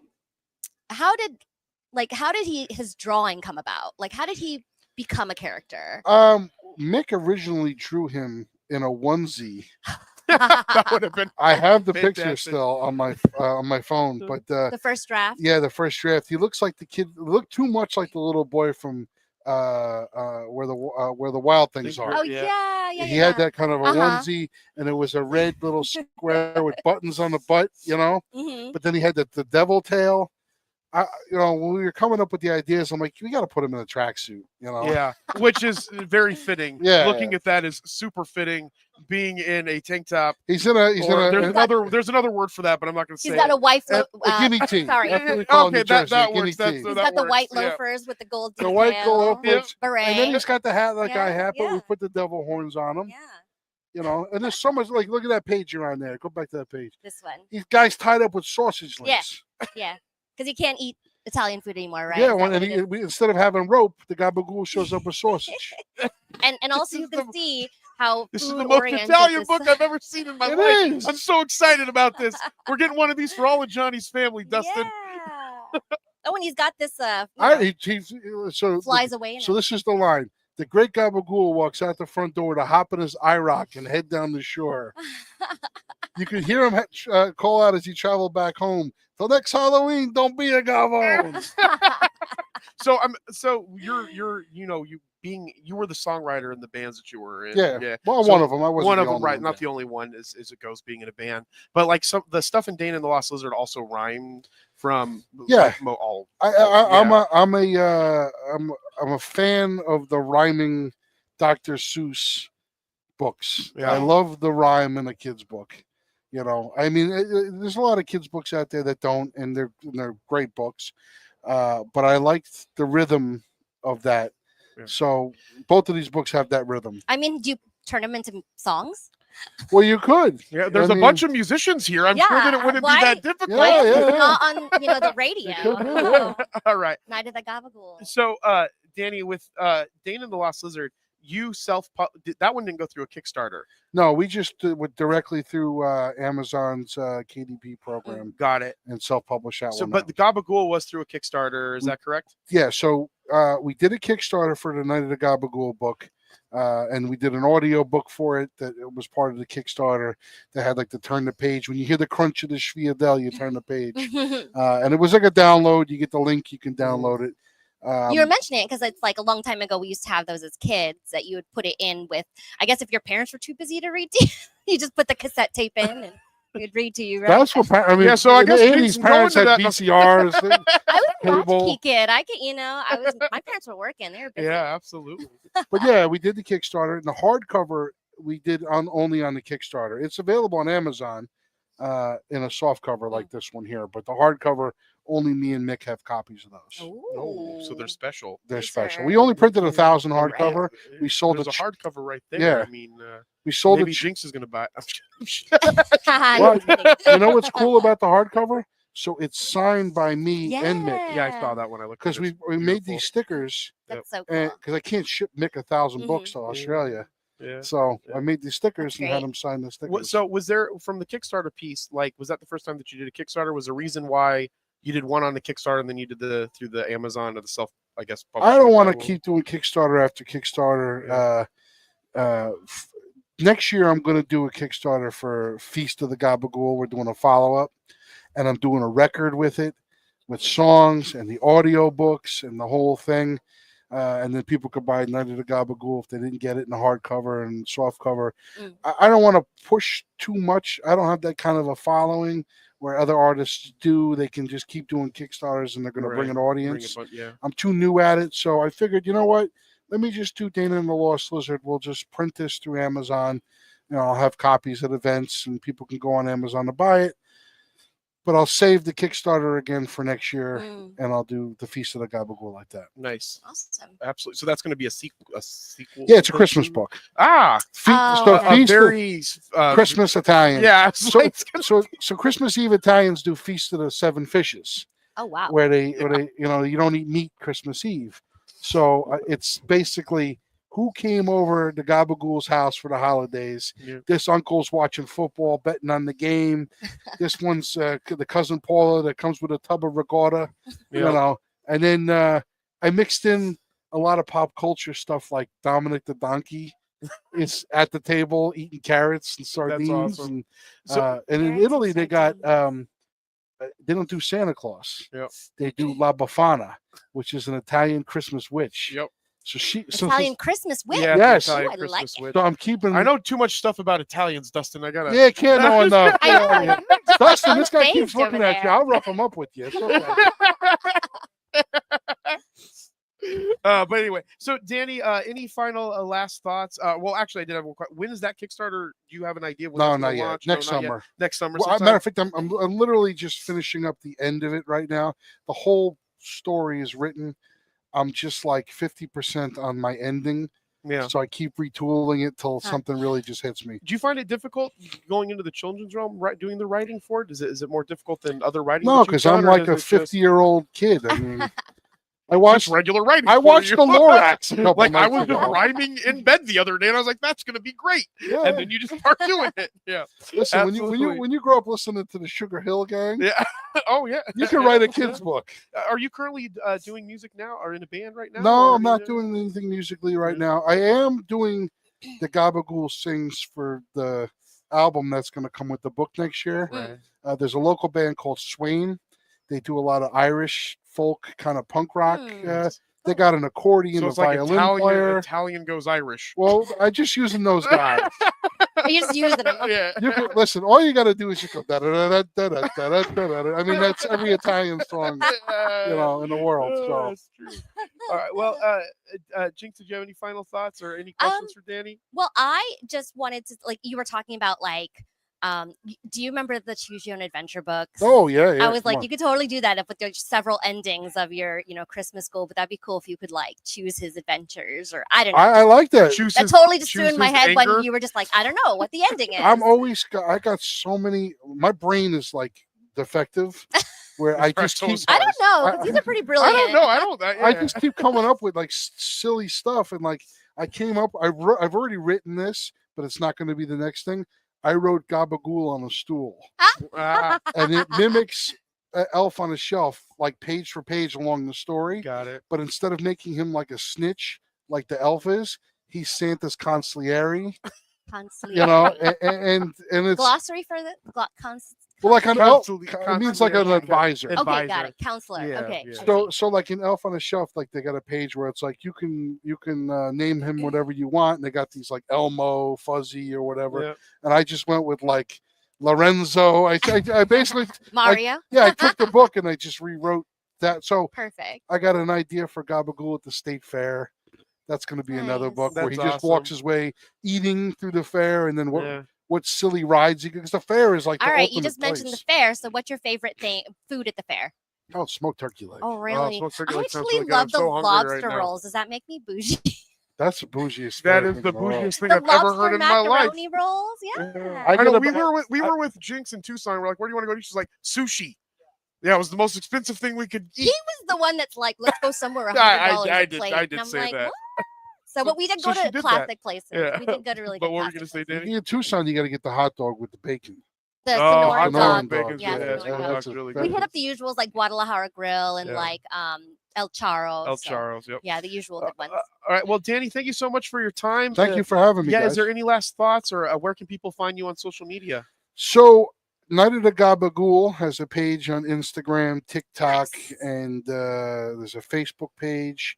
That's probably the best place. I mean, there's also It Blows My Mind, but that's not for the kids. Okay. And that's an Instagram and a TikTok Yeah. page at It Blows My Mind. Yeah. And then I got a website, totalgavone.com, which is GAVONE, Yep. which means you eat too much. Yeah. And that's where it's like the home of everything. All Northside King stuff, Mm. my kids' books, I got all kinds of merch and stuff. I make And they that's can pretty buy cool. these books here. Can they buy this book here? Only at the today. zoo? Just Only today. today. Yeah. So, guys, make sure you come by, buy the book. And Dana and Lost Lizard, you can get them I both think on. the zoo should carry that book. Yeah. Yeah, know, Matt. maybe, I don't know. the I don't know if Lost it's Matt's Lizard. decision, but Yeah, that's we're gonna blame Matt on it. And But then you we'll can see also how get them that on goes. Amazon, You right? can get them on Yeah. Amazon. That's The where I got mine. hardcover- Came right away. So the hardcover for Night of the GabaGhoul, you got to go to totalgavone.com Oh, there you go. Ah. Yeah. to get that in the States. If you want it in Australia, you got to contact Mick Lambro because Yep. he's got them. Okay. Absolutely. I have family in Australia. I'll get on it. All Yeah, right. get on it. Well, Yeah. Danny, it's been a pleasure. Thank you Thank you so very much. Really Yes, appreciate Very nice it. to meet you guys. And again, my name's Jeremy. This is Jinx. And again, this is Danny. Make sure that you get Dana and the Lost Lizard, Night of the GabaGhoul, and then be on the lookout for the Feast of the GabaGhoul. Is that Feast of the GabaGhoul. Feast of the GabaGhoul GabaGhoul? Next year. soon. And if you Next follow year. the social Fair. media pages, I'm going to update it. Yeah. Guys, we're here live at the Phoenix Zoo. We are highlighting the Wildside Gallery, comic conservation. So this is going on until January 25th. So be sure you come by and check it out. Yep. And then also, if Matt's still going to let us, we're going to jump into the gallery and show you some of what is going on in the Wildside Art Gallery. And we will be right back. Don't go anywhere.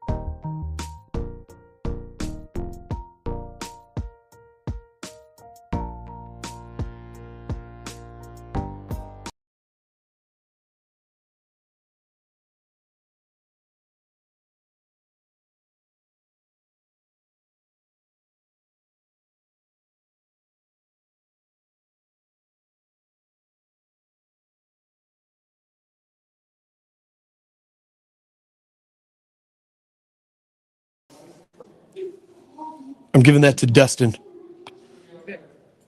All right, everybody, we are back at our amazing Wild Side adventure here at the Wild Side Art Gallery at the Phoenix Zoo here in Phoenix, Arizona. And I have my co-host Jinx with me. Hi. And how have you been having fun so far? I've been having a lot of fun. I haven't been to the zoo in so long, and they have this really awesome comic conservation exhibit here at the Wild Side Gallery. So that's what we're checking out today. And technically, we haven't actually seen any of the zoo, so we can't even say that we've been. We can say that we've been to the zoo. But what we're going to do after this is we're going to go to the grill.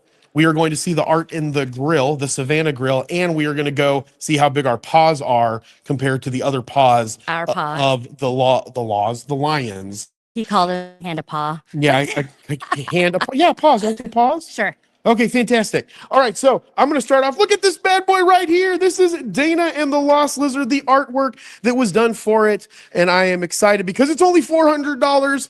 I think, unless I'm reading that number wrong. $400. $400. So if you This were is like watching us just earlier, we were actually interviewing with Danny Marianino, and you were talking about his art. So this one's sold. Sorry, but you can definitely check out his books on Amazon. Because I am buying this one, and I'm going to hang it over my bed. I don't know if that's really where I'm going to hang it, but I'm going to hang it somewhere in my house, and I'm really excited to have this piece inside of my house. But there is other amazing art here. So, Dustin, hit that amazing button, and we're going to walk this way over to...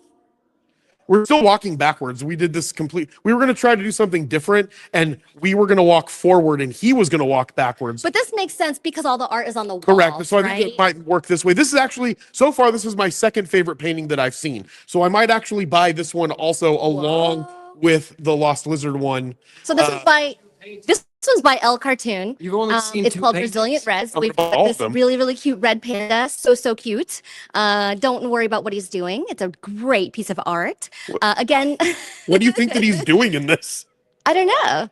What's this? Oh, he's okay. Batman. He's That's what my Batman. tortoises look like when they get mad at me. Yeah, So I think that they don't like me. when they get their strawberries stolen. This is from El Cartoon.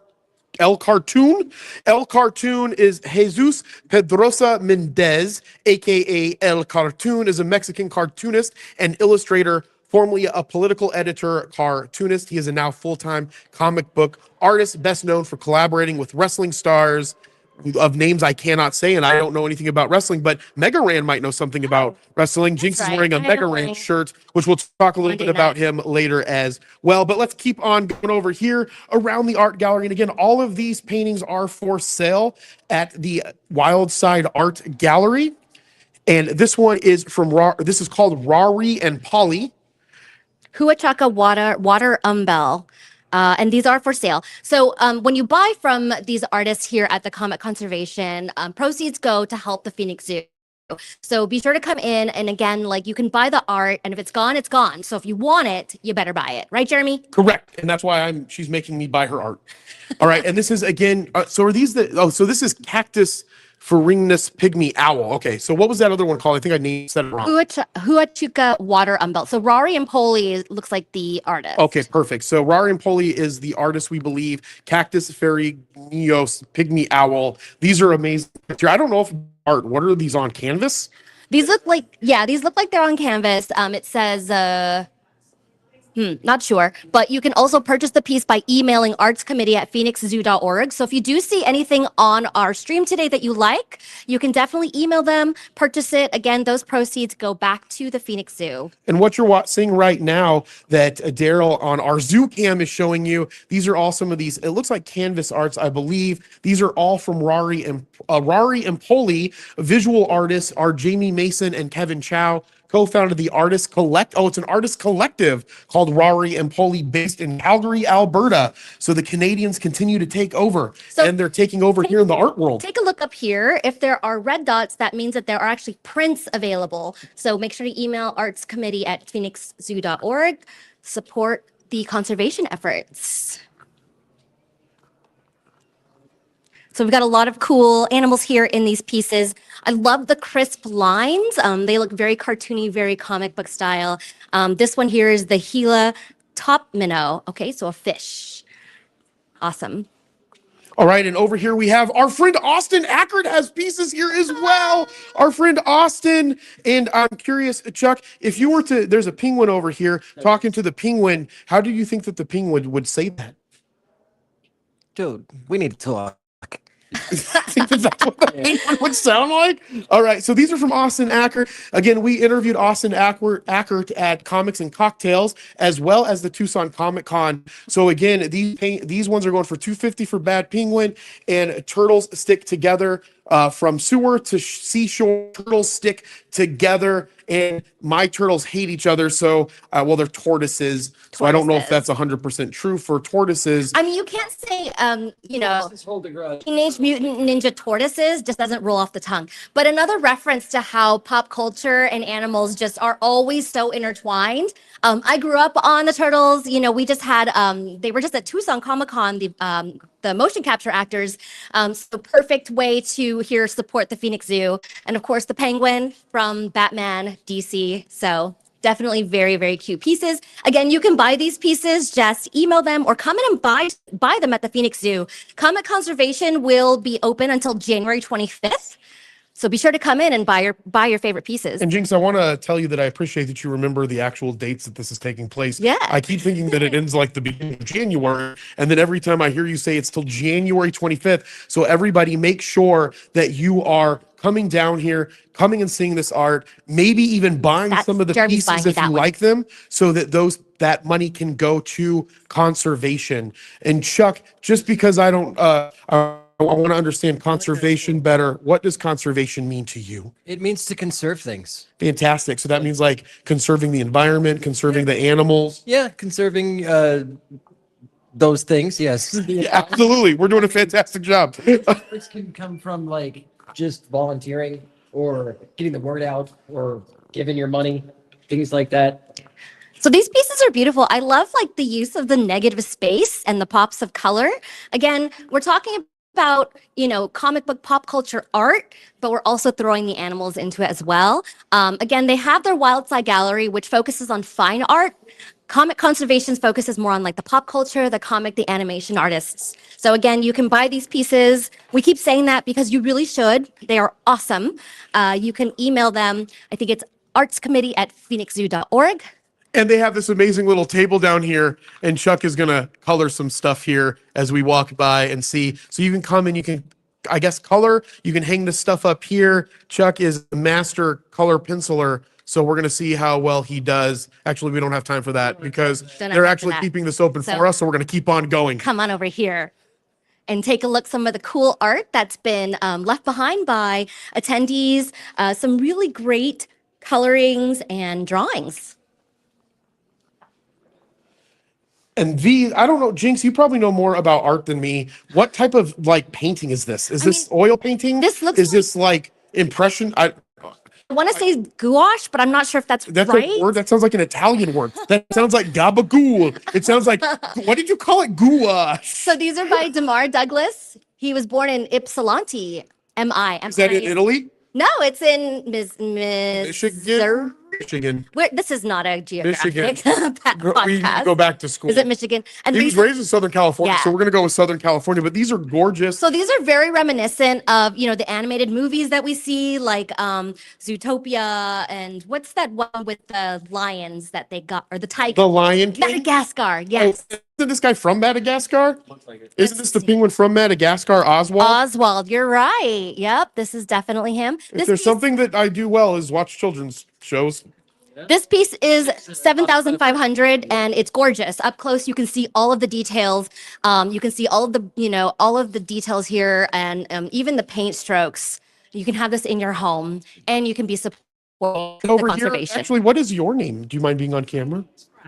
Veronica. Veronica, and is your whole time spent here in the comic concert or in the art gallery? Yes, I've been volunteering for a couple years here in the art gallery. Yes, it's an open. Yeah, and I want to give a special thanks to Veronica because she's actually staying open for us to do this because we were running behind schedule. So make sure that you come in here and you can actually do a comic conservation scavenger hunt. Can you tell me about that? Yes, well, we give those to the kids and they can go around and try to find the items or answer those questions, and then we give give him a sticker as a prize.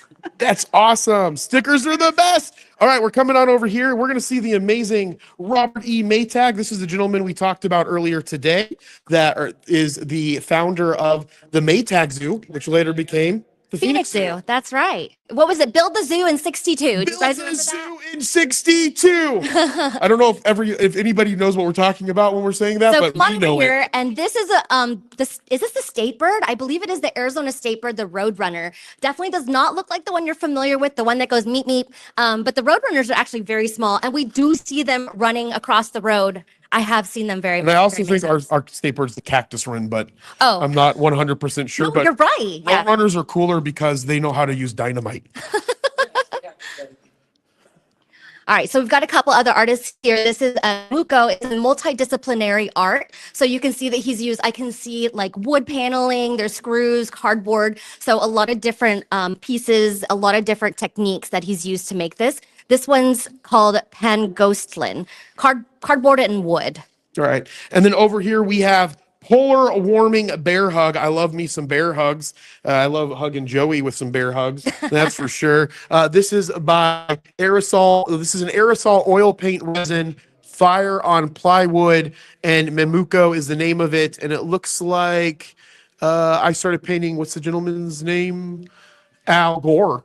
No, he started after An Inconvenient Truth. The painter started to paint because of that, and this one's going for $1,000. That is a beautiful piece right there. So again, make sure that you come on down to the Phoenix Zoo. This is only going on till January 25th, and then all of these paintings, I don't know what they're doing with them after that. We probably should have asked Matt, but after that, you can't buy them anymore, or you're gonna have to buy them somewhere else. So buy them now. So buy them right now, this moment. Beautiful piece right here. This one looks more like an underwater sea style. This is again by Memuko. This is oil on cardboard, so great way to reuse materials as well. Oh, yes, you read the Memuko card I did. prior to that. I So these are also, all of those were the same artist. And this is the artist over here. This is Victor J. Irizarry. That is actually Joey's dude. Joey, tell me more. Victor Irizarry, he has a comic book out that's called Saguaro Joe and all kinds of really cool stuff. So check him out. He's a local artist here. Yep, come and check out these two. This is all of his artwork. So these are actually pages from Saguaro Joe. So you can see he's got these actual pieces. Looks like the original panels that you can buy. This is page 17 for $350. Looks like they're all about the same price. Again, you can buy these pieces. You can just email artscommittee@phoenixzoo.org, and you make sure that you get in and buy them because these are very unique pieces. They also support the conservation effort. All right, and this is J Photo. Oh, we're going over here now. And we are Danny Ross's painting. It looks like Courage Through the Chaos right here. But then over here we have J Photos. We're not going to go through all of the art here. There's a few more that I want to touch on of people that we've met throughout these years. That's Joey. He's in the shot. And Joey is afraid of snakes, so he had to run away. So we actually had J Photos on a previous segment, and he actually did this on his Instagram. Is that right? He actually did this painting on his Instagram. Well, while he was painting it, he did some of it so that they could put it on the Phoenix Zoo. You can go to the Phoenix Zoo's page, go to their shorts, and you can see this. But the thing that I liked about this and what I thought was interesting when I was listening to the Instagram was they're kind of like in comics, you have the different panels. And so what's interesting about this is that he has the paneling where you like have one panel and then here's this other panel. So it's kind of like how you would think of if it was, say, a comic book. And that's what I really enjoyed And about you have it. to read it, right? Like in that direction. We always read from left to right. If you read like Japanese manga, it's right to left. Actually, I was reading one and I was so confused because I was kept going backwards. But anyway, great thing. And this actually also still has a print available, Jeremy. No, I don't think that it's available. I think that means, isn't that? It mean means it's- that there's a print available. Oh, I see. I Yes. remember you saying that. He wanted to buy this, but he lost out. So maybe you can still buy the print. I'm definitely going to buy the print because I love that piece. All right, I'm going to close it up over here. I wanted to highlight this artist. We've had this artist actually on the show.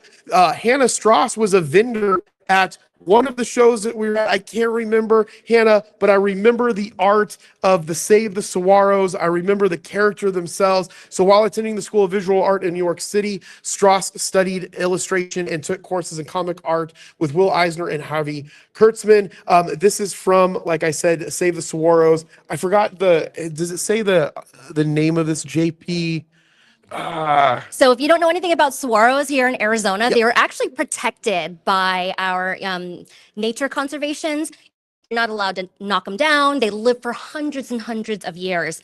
So that's why there's a lot of focus of saguaros in Arizona art. Yep, and this is from the Joe Plant Comics series. So make sure that you check out Hannah Strauss. And these are some pieces that are here as well. 200 unframed, 250 frame. And again, not only does this help out local comic book artists, which is the main theme behind what we do, not only at Age of Radio, but at the Geek Collective.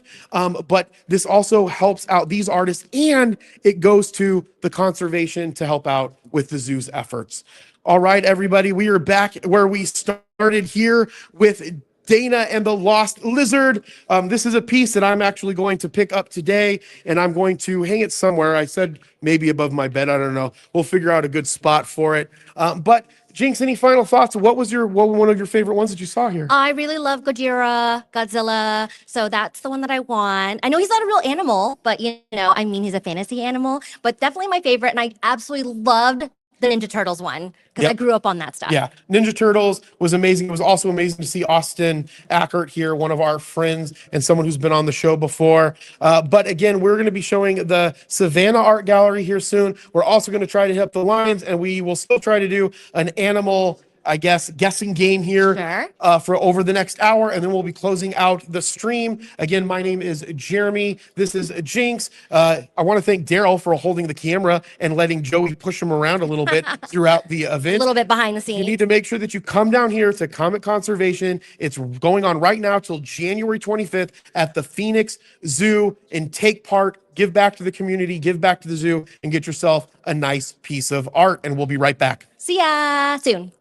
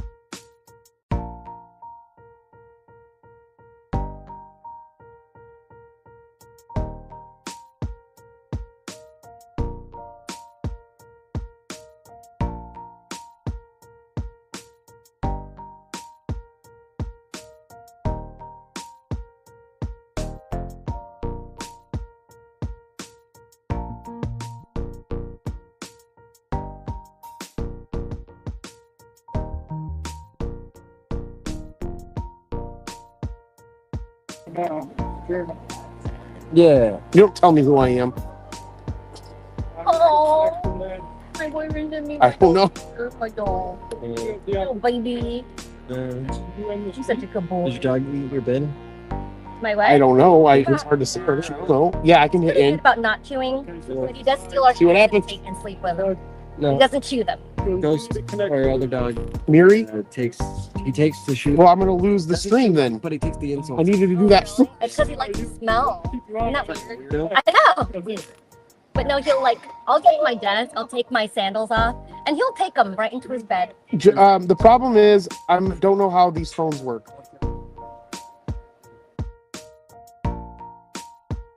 On this, how do I add a different fucking thing? You don't. Oh, fuck me. And you don't worry about it. What are you trying to do? Oh, I know. Are you trying to do the internet? Yeah. Arts. Okay, password. It's AOR, capital AR. Yep. GC, Capital. lowercase Okay. 25, exclamation point. Yeah, it is.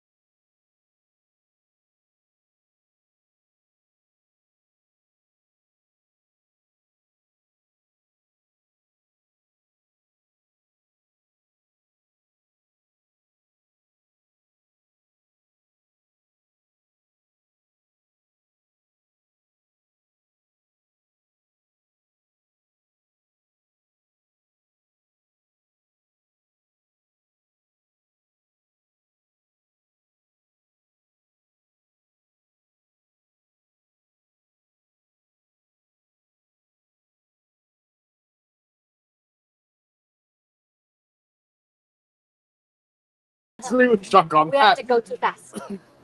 It's not my fault. It's my fingers. And I don't reread. Why don't you use autocorrect? I don't like it because it makes like You have it 6? it thinks that it thinks that I'm doing a word that I'm not doing, and then it puts the wrong word in.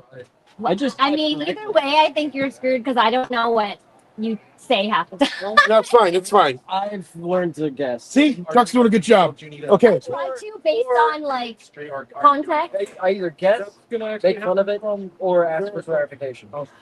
Yeah, I know. That's why you're Same thing. Yeah. Okay, so do you want I can usually like to guess at the based same on time context. filming this? Sometimes I just like to cheat out. And then I can guide you. I also like to if he says one word, like it's an actual word, but not word. Yeah. I roll with it. You're like, oh yeah, that's Yeah. me. All right. Yeah. Sure. Deb, you're in charge of questions. Yeah. Oh boy. No, you're just grabbing them and giving them to us. Thank you. Can I see what they're like? Yeah, they're just questions. They're just kids' questions. Nice.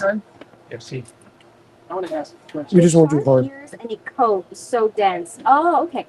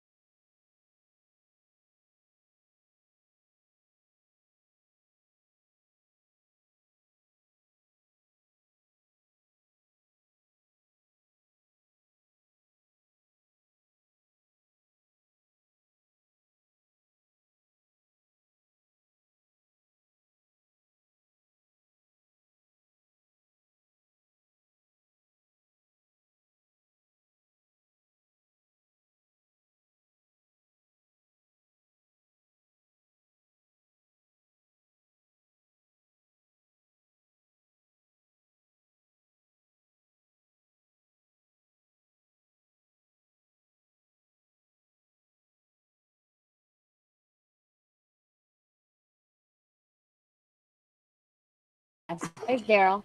We have my camera. There's Chuck. Recording. There's Jeremy. And then Joey.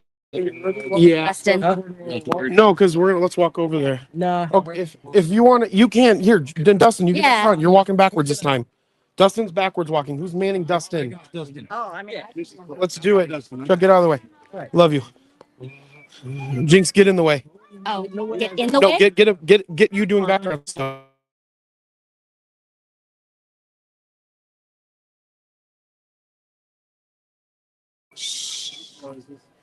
We're here at the Phoenix. All right, guys, we are here live at the Phoenix Zoo still, and comic conservation is closed. We were going live 9 to 1, but we had a slew of technical difficulties that is going to, I guess, because of that, there are going to be much more pictures of Dustin doing weird things that are going to be in the starting soon because of that. I'm just kidding. We had ran into some technical difficulties. Again, as you know, if you've been watching the show for over a year now, we have gone from one phone to now multiple phones to multiple cameras. Me and Joey have a plan for prompters after this, so I'm really excited for that. So Dustin's going to have to learn that, and we're always on the go because that is what we do. But since comic conservation is now closed, we just showed you the Wild Side Art Gallery. I actually bought 2 paintings. Bought one for Jinx. Jinx, what painting did you buy? A matter of scale. It's actually the Godzilla one. It's really, really cool. I love Godzilla. Yep, and I bought Dana and the Lost Lizard because we had an amazing interview with Danny Marianino. And what I love about everything that we've talked about is that we are able to what I found was interesting with all of them was that they had a community. They were all in bands together. They all did art together. If you guys have seen our previous segments, and if not, you can still catch them. But yeah, they all were like, oh, I had a band XYZ. and then I did comics, and now I like animals, and it just makes sense because you can combine all your hobbies. Why Yeah, not? absolutely. And we're gonna point over here real quick because we're gonna turn around again. Give me 1 second. Jinx, tell me what your favorite stuff has been so far at the zoo. Yeah, for sure. My favorite thing was meeting Yorgi, the skink lizard. I wasn't sure what it was, but she was so beautiful and really, really active. And Joaquin was really great too. He was such. Oh, Joaquin did a fantastic job. Yeah. So Matt, when I was talking to Matt and I said, are we going to have this skink segment? Do I need to come up with questions? And he was like, no, actually, Joaquin's really good on camera. He was so good. He was amazing. Amazing. Dustin, hit it. Can you hit the amazing right now? While Yeah. I'm just kidding. Dustin's holding the camera. We're on our way to the Savannah Art Gallery. Dustin's walking backwards, so I hope he's happy and satisfied with his life. I might walk a little bit slower, but we are on our way to the Savannah Art Gallery. We just did the Wild Side Art Gallery. And again, we want to get you involved with comic conservation. Deb, how far are we from the art gallery? From the grill? We are almost there. Comic conservation goes on until January 25th.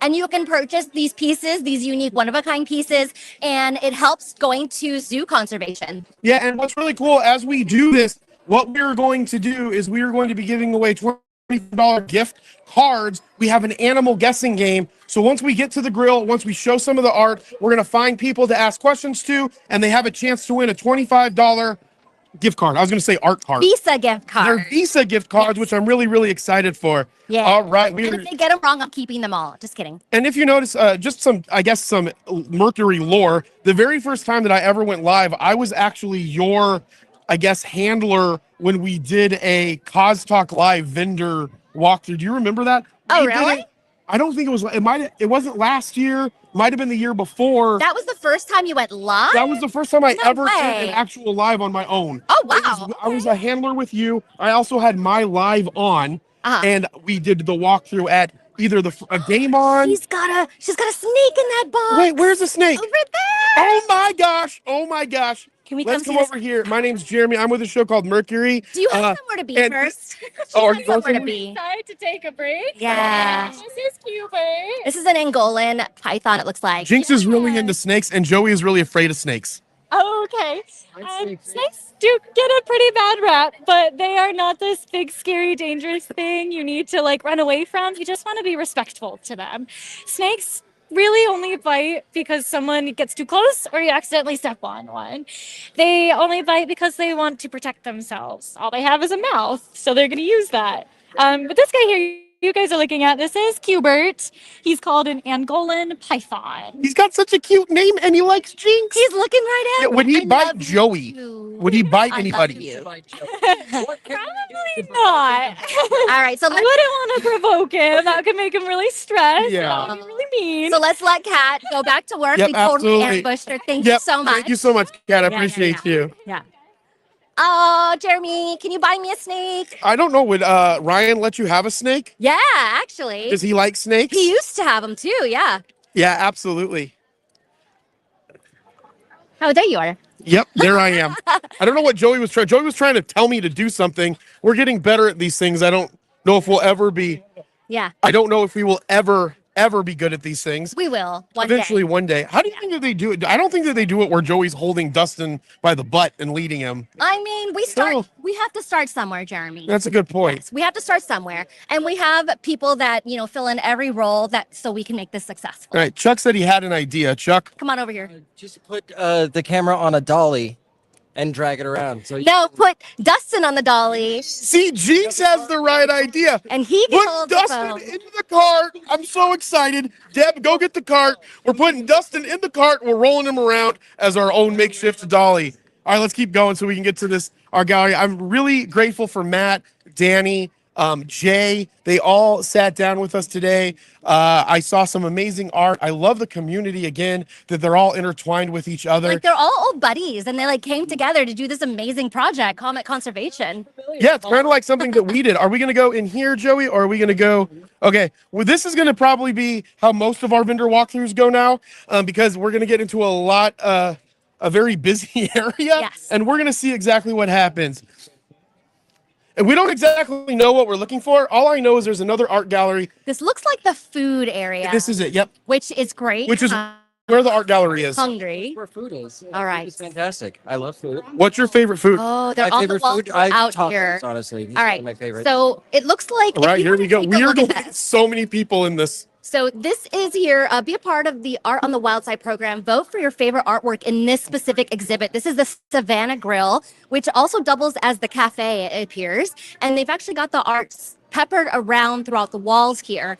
So we are going to be kind of going through some tables and some people eating. We'll do our best to not get them on camera. But here on my right, this is the desert prickly tail and the jackalope. Those are all. So really cute that they've incorporated like fruits. So I'm guessing that's the prickly pear, fruit, and cactus. And then down here is the jackalope. So it incorporates a cantaloupe into the rabbit. All right, guys, we have this one. Do you see what I see? Juvenile crested caracara, $1,350. And again, Jinx and I are going to stay off camera while we walk through some of this, but we're going to go through and see all of the amazing art that they have here at the Phoenix Zoo. Now, again, there's two art galleries that exist. There's the Wild Side Art Gallery, and then there is the Savannah Grill Art Gallery. And again, some of these things are comic themed, some of them aren't. But again, at the Wild Side Art Gallery, it is all comic conservation, so it is all comic themed. This is another art exhibit that they have that goes in tandem with it, and all of the money essentially goes to conservation and Now, to the artists for the work that they're This doing. one I love. This is a Star Wars themed animal art piece. As you can see, there's a Yoda. Do you hear what I hear? Obsessed with big-eared creatures, I am. Very Yoda-ish. And of course, in Vader, those are frogs with the Republic helmets on. What do you see next, Jeremy? All right, we have Once Upon a Time in the West, vanished watercolor on-board mounted watercolor paper by Rachel Iavani. So again, as we're mentioning some of these, go ahead and put them up, bring them up, see if you like some of their art. And again, you can 100% see this art here at the Savannah Grill. And after this one, we're going to be going across the way and doing a wide shot of some of the other art that's over here. So we're going to come right on over here. Let's do a wide shot so you can kind of see all of the art that's behind us. Again, you can always vote for what one you like the most. And this art is for sale. And this proceeds, some of the proceeds go to supporting the conservation effort. As you can see, a lot of different types of art styles, a lot of different artists represented here. And if you like a piece, you can email artscommittee@phoenixzoo.org. Yeah, that one with the, is it two wolves? Is that a fox and a wolf that's That right looks there like- with the Yeah, it purple looks like the hood that's there? looks like wolves. Yeah. All right, now we're in the food area, so we're trying to interrupt everyone while they eat. So we're really excited about that. The second thing that we're really excited about is we're going to try to see if people want to win $25 by playing a guessing game as well. But here we have the Ghost Rider for $2,200 by Rachel Iavani, our friend from the other side of the art gallery, who did another bird painting as well. And this looks like this is her right here. Rachel Iavani is an award-winning contemporary and nature artist, illustrator, and art educator. And she received a bachelor's of science degree in zoology. So again, she might have a different look at what is going on in some of these art pieces. This is one of her other pieces, To Boldly Go. Again, this is watercolor on board mounted pieces. And all of this goes towards conservation efforts from the Phoenix Zoo as well. So if you're interested, you can definitely purchase these. Again, like you said, proceeds help the conservation effort. You can email artscommittee@phoenixzoo.org. We're here at the Savannah Grill Gallery here at the Phoenix Zoo. So be sure to come by and check it out. And right now we're going to keep this baby rolling, and we're going to go outside and see if we can find some people to win $25. And then we're going to go see how big our paws are. So Jinx, how big is your paw compared to my paw? Pretty small. Pretty small. Yeah, actually, here, Chuck, paw me. See how big my paws is? Yep, your Yeah. paws. All right, hold on. I want to see Maybe Daryl. I'm Look at behind. Daryl's paw. This thing's going to be crazy. He's got to have. Okay, so based off of cats, me and Daryl are going to hold hands this whole time. Based off of cats, I think that Daryl's going to have the biggest cat hand. I'm going to see how long he's going to hold my hand. This is an interesting. All right, this is a really interesting, weird thing that we're position. doing. All right, so let's go outside, find some people to win $25. We are going to play an animal guessing game. I think Deb has the cards. We're going to go and see who we can find. So let's go and see who we can find. Yeah, let's go see who wants to win $25. If you're here at the zoo today, the Comet Conservation Exhibit has already closed. It is open from 9 to 1 p.m. on the days that the zoo is open. It is included in your zoo admission. So you know, definitely you can come and see it. It's open till January 25th, and you can buy those pieces, and they go towards conservation efforts. Chuck, tell me more about this dolly. This dolly. So what I'm thinking is like perhaps like Hannibal Lecter style, strap him down. We got to put something over his face so he doesn't bite anybody. We gotta put something over his face for completely different reasons. I mean, you can have multiple reasons. It's not because of that. It's because he burns like no tomorrow. If you took that hat off of his head, he'd be redder than, I don't know, that red color over there. All right, so we are going to give away $25 if anybody wants to play an animal guessing game. Animal guessing game? Yeah, and we're live. Are you okay to be live? It's live. All right. So come on over here. All right. Okay. You want to come on in here? Yep. You guys are gonna do it together, okay? And if you win, you get the prize together, okay? And do you want to give me your first name? Adelie. Adelie, and what's your first name? Lucas. Adelie and Lucas, are you guys ready? Okay. All right. So I'm going to describe an animal and you tell me what animal it is. Just wait till I'm done because I have 4 options for you to choose from, okay? Which gentle sea creature is often called a sea cow? Is it A, dolphin, B, manatee, C, seal, or D, shark? Seal. Which one did you say? Seal. Seal. What do you think? Seal. Seal? Incorrect. It is a manatee. See, manatee. Show them the. So I'm going to show you the picture, okay? That was a hard one, though. But you know what? You guys did so well. I'm going to give you the prize anyway. All right, but I have one other question for you. What's your favorite animal? Tiger. Is it a tiger? Can you make a tiger sound? No. Oh, okay. Honest. Honest. How about you? What's your favorite animal? Penguin. A penguin. Can you make a penguin sound? Okay. Well, hold on. Is this your dad? Yeah, let's have him walk in here like a penguin. Look at that. Look at that. Yeah. Dad, the sport. Dad, what is your favorite animal? Oh, monkeys. Oh, his is actually monkeys? No. Oh, okay. He's a monkey. Oh, he's a monkey. monkey. Can you make a monkey sound? Wow. A monkey sound on TV. All right. Thank you so much. Well, thank you so that much. was Adelie and Lucas, and we just handed off our first $25 gift card. Yeah, Thank all you right. guys. Have fun. Hey, guys. Yeah. Does anybody want around here, if you can hear me, I'm the loudest person on the planet, win a $25 gift card by answering a fun animal question? Trivia question and win a gift card. I promise it's a real gift card. It's a Visa gift card. It should be $25. activated. If not, we have other problems. We're going to work our way. Trivia. Animal trivia? We're going to work our way. Do you want to do animal trivia? Playing some animal trivia. Who are you with? Oh, we got one right over here. All right. A parent or I need a card, Deb. Okay. Here's your card. So we are live. Is that going to be okay? Okay. All right. So I have one here with me. Where's Deb? Let's swap it out. Okay. So what is your first name? Tate. Tate. He's on a good path for being smart right now. He got his name correct. And you wear a really appropriate shirt. It's a frog on a bike here at the zoo. All right, Tate. So I'm going to describe an animal, and then you're going to guess what animal that is. Now, wait till I finish, because I will share 4 answers, and you choose one, okay? Are you ready? Yes. Okay. Which monkey has a big, hairless face and a colorful rear end? Is it A, baboon, B, orangutan, C, lemur, or D, chimpanzee? Definitely A. A, baboon. Ding, ding, ding, ding. Man, he did. He killed it. He had no Congratulations. problem whatsoever. All right, All right. so Tate, I have a question. Well, here, you got the gift card? All right, here's your $25 gift card. I'm sure it will buy you 1 drink here at the zoo. But, however, I do have one more question for you. What is your favorite animal? My favorite animal is actually an American alligator or a green anaconda. Okay, can you make an American alligator sound?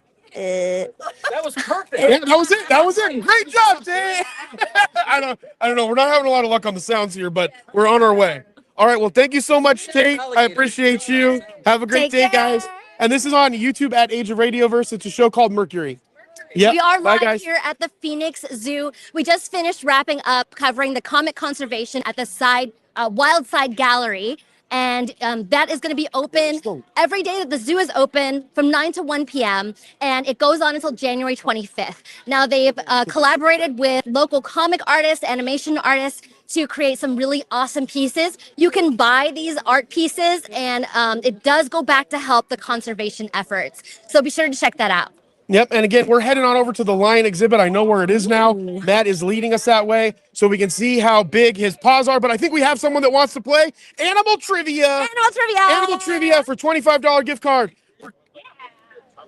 Oh, I think nope, he's too shy to win $25. All right, let's keep moving. Okay, he's like Joey. He got distracted and walked off.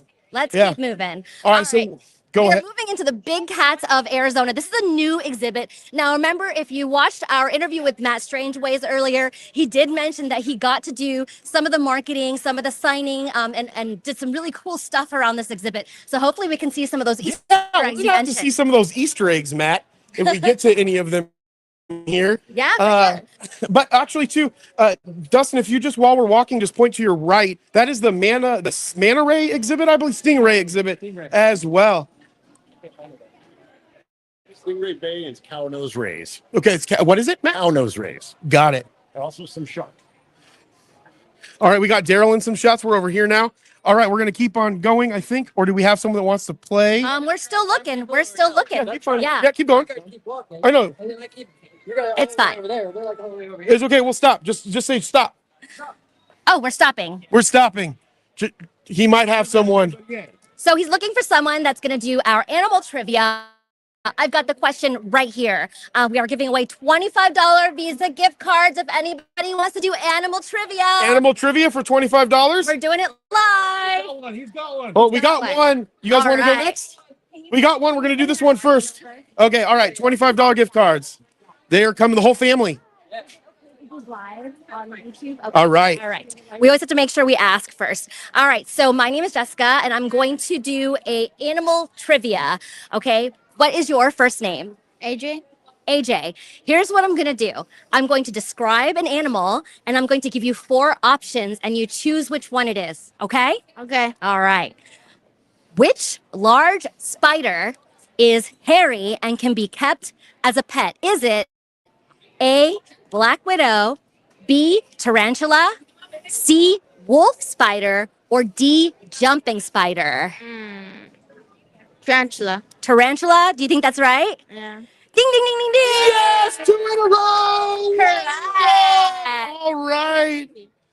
Yeah, he's cool though. So congratulations. This isn't creepy though. $25. It'll get you 1 drink here at the zoo, based off of the. I'm just kidding. I don't know how much the drinks are. All right, so I have one more question for you. What is your favorite animal? I like dogs. You like dogs? Okay. Can you make a dog sound? Yeah. Oh, All right. so little dog. Little dog. Do you like big dogs? Can you do a big dog sound? Woof. Yeah, absolutely. All right. Thank you so much. I appreciate your time. And we have another contestant that's going to be coming up right over here. Come on in. Right. What is your name? My name is Monica. Monica, my name is Jeremy. This is a show called Mercury. It's on YouTube at Age of Radioverse. And this is Jinx. And she is going to be asked, I guess, describing an animal and then giving you a few options. And then you're going to choose the best one.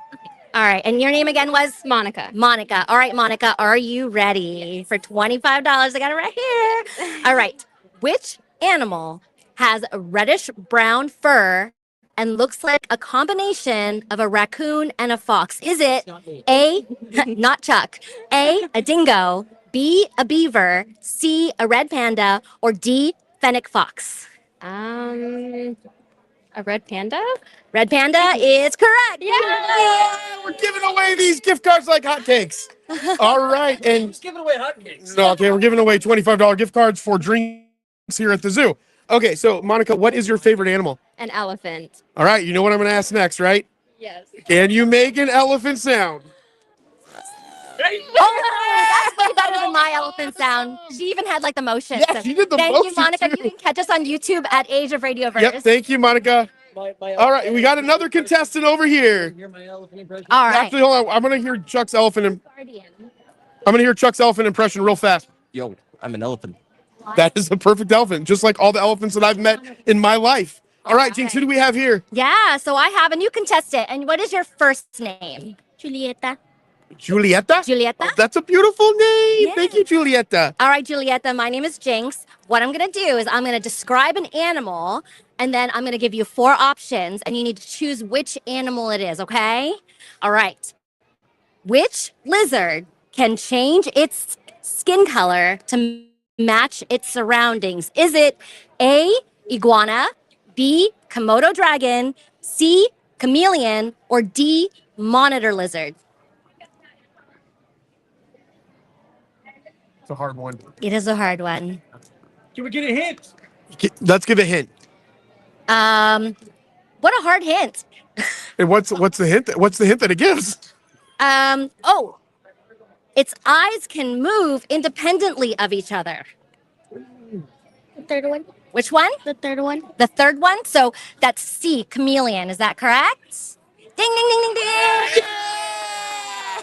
Awesome. Congratulations. Julieta, I have one more question for you. What's your favorite animal?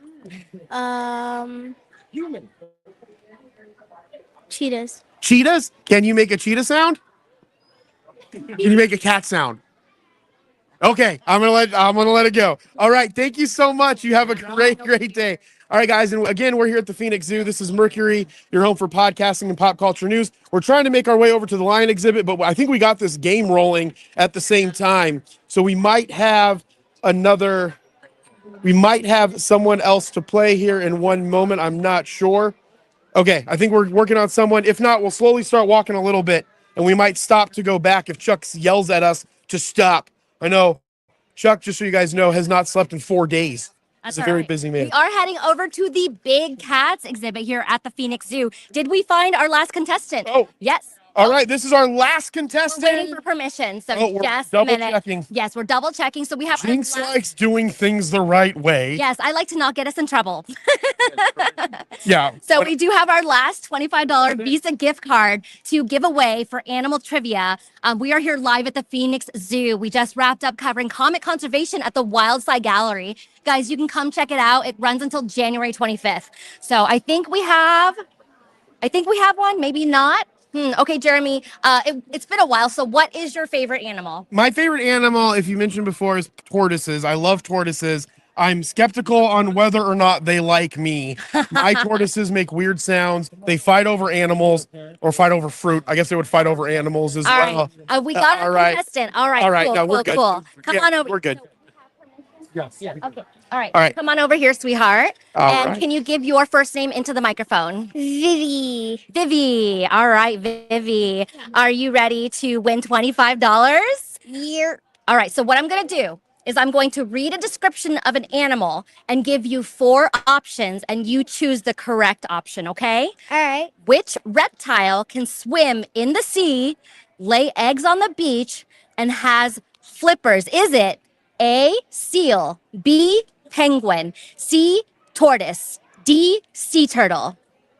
Sea turtle. Sea turtle? Correct!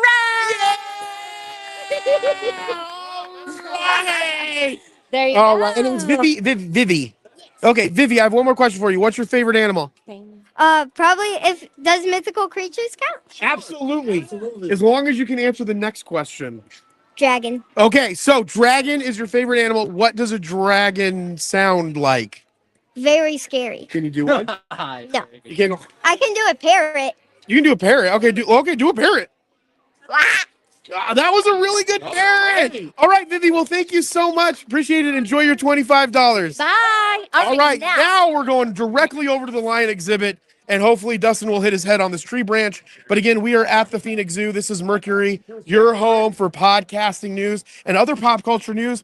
We were asked to cover comic conservation here at the Phoenix Zoo at the Wildside Art Gallery. We were able to show you some of that earlier, some amazing paintings from amazing local artists that mixes, I guess, their paintings along with the natural world to bring money to conservation Yeah. here at the zoo. Usually the Wildside Gallery holds fine art exhibits, which, always draws a crowd. This is the first time they've done comic conservation in, collaboration with local artists. And they've kind of combined their comic and animation art with animals, which is so easy to do because we saw the Ninja Turtles. Right, absolutely. And we saw Penguin from Batman, we saw right? Penguin, Ninja Turtles. We saw Joe Plant, I think is his name, from Hannah Strauss. We also saw Jay Photos, who we also interviewed on here. But Jay Photos was able to show us his painting. He was able to talk with us. He did a rattlesnake, and I'm really excited that we actually caught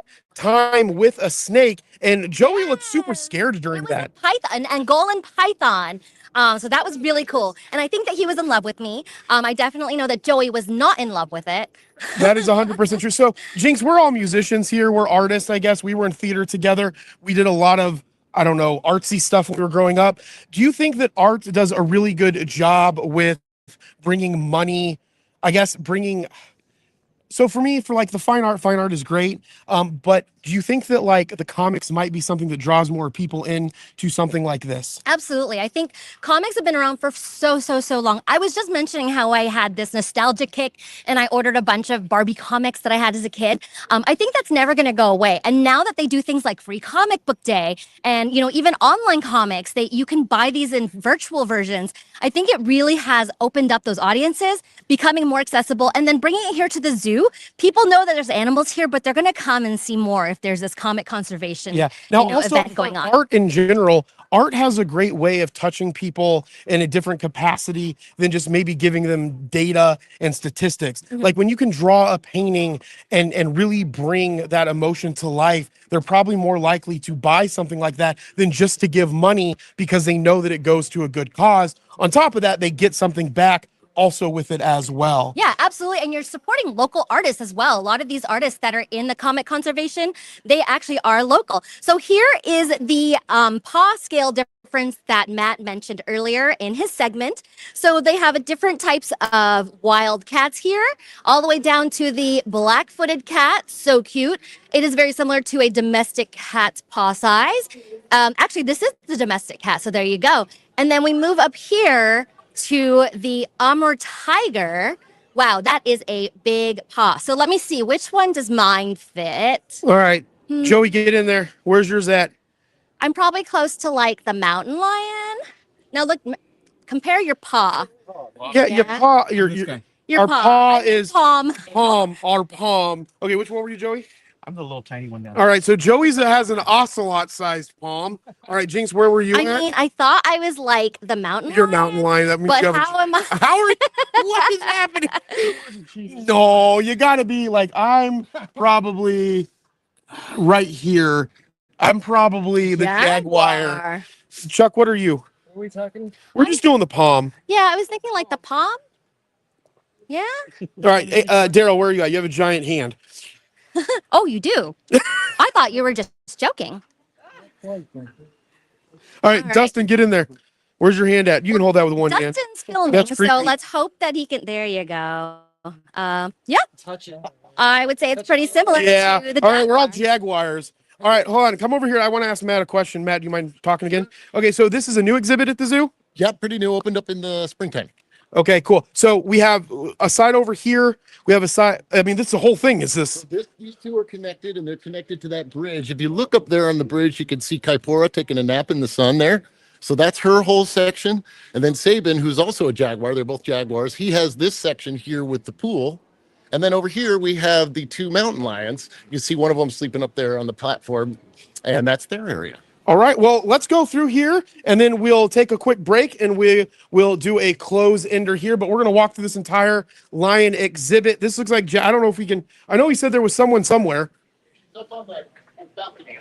He's on the catwalk. Oh, how ironic. The cat is on the catwalk. So here we are. Oh, Oh, there's one right in front of us. So here looks like the cheetah. Is this the? Oh, it's a jaguar. So that All was. right, we came here and they left. So he didn't sign a waiver to be on camera. So it looks like he is leaving. Correct. That is exactly what happened, and that seems to be. Always get consent. All right, and I think that so it's all of that inside there. I don't think it goes out this So way, right? Here's the other side of the big cats exhibit. There. Oh, I think I found the cat. It is right here. On the what? The catwalk. Oh, Chuck, you remember that song on the catwalk? Yeah. Sing it. I don't He is sunbathing and looks like he is having a grand old time. The catwalk. Yeah, on the catwalk. Daryl knows it, and Jinx is dancing. All right, let's get out of everybody's way here. Because I've just brought attention to the sleeping cat. So let's brought go see, attention to the sleeping cat. let's go see if we can find some more cats. And over here we have. It's probably the same cat. It might be. Oh, and there's one back. No. Okay. It sees that it's on camera. Oh, here we go. Here he is. Look at that. Oh, he is beautiful. And Matt, what cat is that again? That is Sabin. He's our male jaguar. And I'm does he like speechless make because it's baby gorgeous. jaguars? We're you good? potentially someday. Not right now with Kaipora, but they are in what's called the species survival plan. So they maintain a network on the computer there, and they can see which genetics are valuable and when it's whose turn to breed and who they should breed with and all that. So they have no say in who they breed with. Well, they do have choice in the moment, put it that way. If it's going to happen or not, I guess is what Matt's saying. Yep, they will evaluate personalities Ooh, as well. he's chatting. So yeah. All right. He's Fantastic. chatting. We're going to go get some more of these pictures here as Jinx gets. He's talking.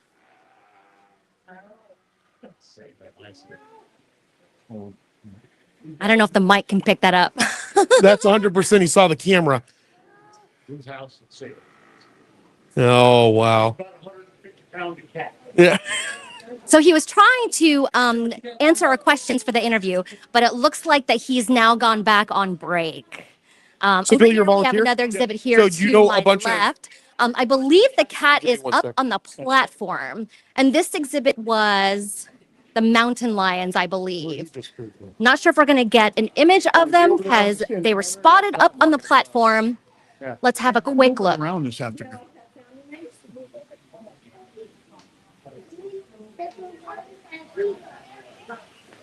All right, let's turn it to Jeremy over here. What can I do to provoke this cat to stalk me? Well, that might be a question for Bill. So Bill's a volunteer for the Big Cats of Arizona. So Bill, tell me some fun cat facts.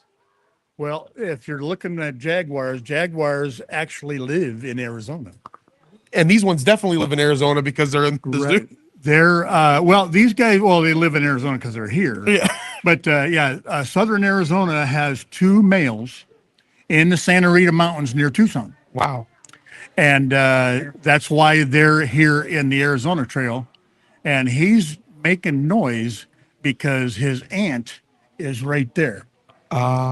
That's his aunt. Got it. She's 20. He's 12. Got it.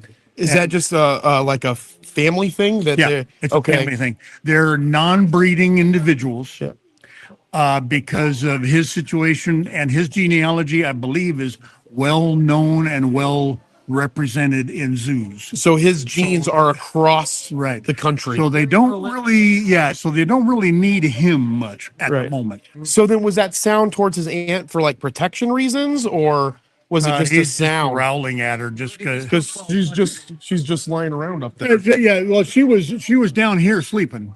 Okay. And he couldn't see her. Right. So he was making noise. Okay, where you at?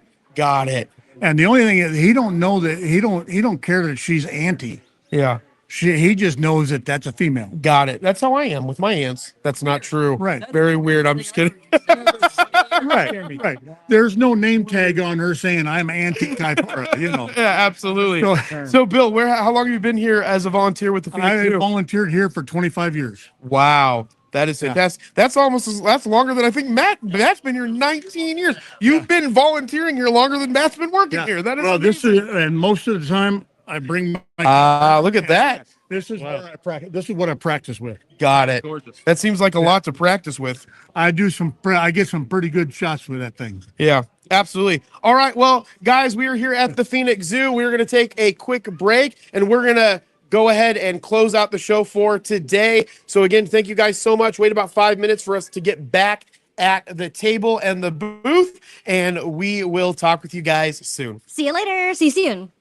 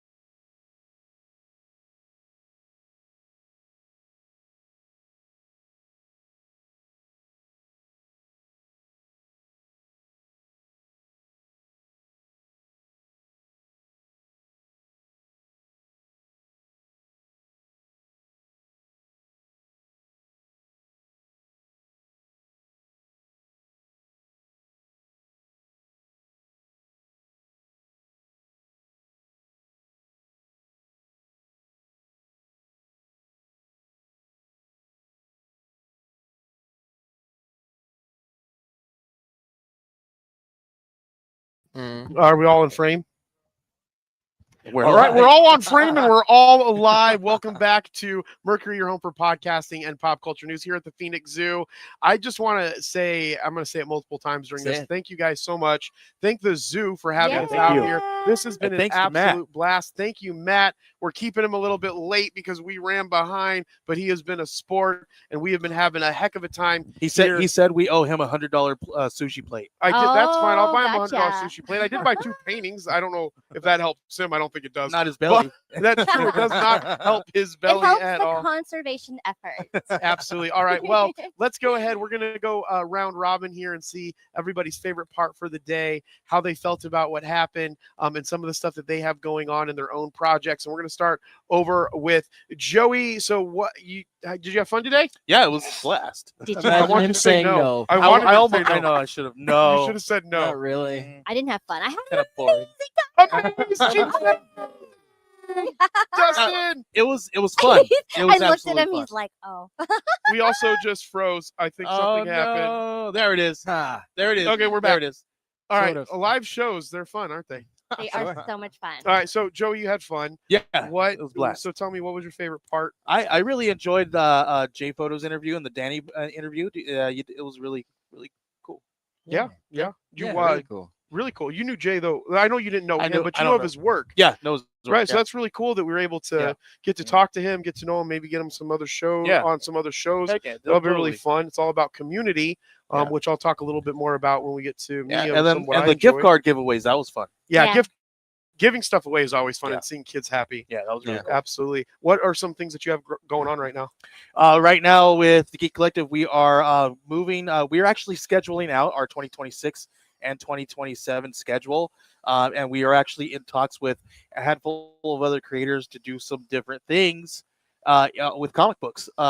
I just came up with a new angle for Was Catacomb. it with Chuck? No, it was not with Chuck. No, I was just doing it because So stay tuned. But we got some really cool stuff. We got we're working with our friend Patrick and Jonathan Hedrick. They have a book coming out called The Contract very soon. So keep an eye on that. Right now, we are also helping a team that has, I don't want to say the name on the show because it's inappropriate, but it's a bird. Yes, that isn't inappropriate. I can say inappropriate things sometimes. This is really inappropriate. It's about a chicken, a guy. It's with another a chicken name head. for a rooster, and I think the audience got it. Yeah, they got it. He's a rooster, and so he let is me a tell you delivery exactly boy. what it is. The actual word. I'm just kidding. Go ahead. He's a delivery boy. Just think if John Wick had a pet chicken and he was a delivery boy. Okay. That's the book. Is the chicken like John Wick? The chicken is just like John Wick. Okay, fantastic. He will fight and maim people to end the earth. Fantastic.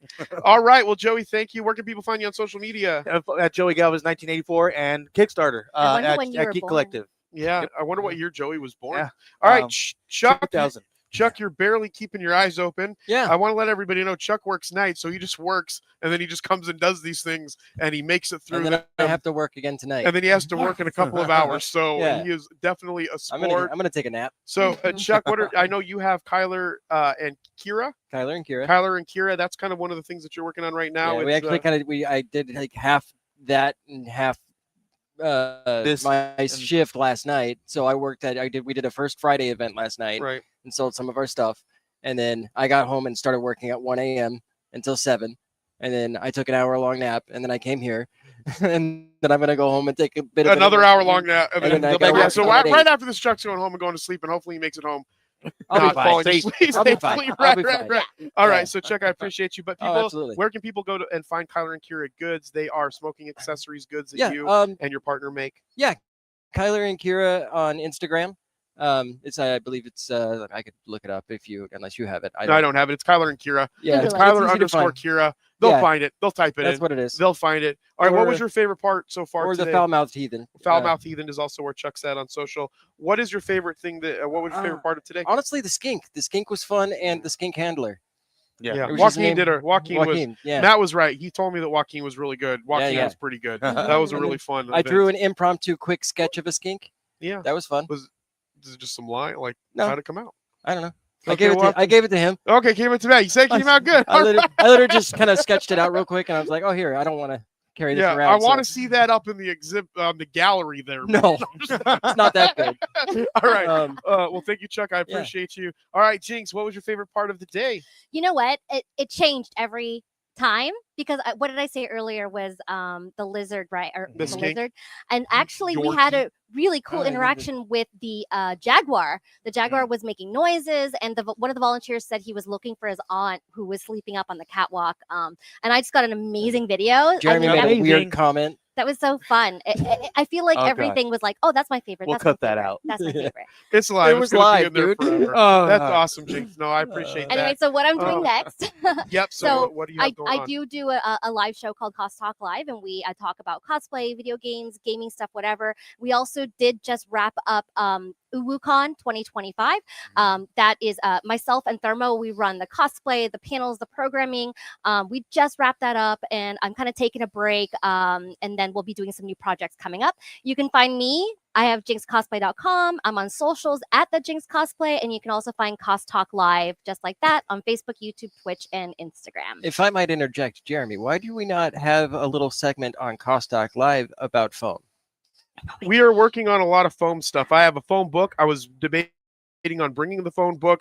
Last night when I went through some of the script for today to kind of like freshen up on some of the things that I wrote and kind of practice, I actually started a foam talk segment for this, but then it was like, it's going to go all completely off track. Yeah. And we have a hard time staying on track Yeah, as we it is do. sometimes. So I was like, I'm just going to leave I have foam talk. ADHDs. Yeah, all of us have ADHD. Anyway, Jeremy, what do you got going on? And we're trailing off now as well. No, okay, so some of the things that we have going on, we're going to be at Glendale LibCon on December 7th.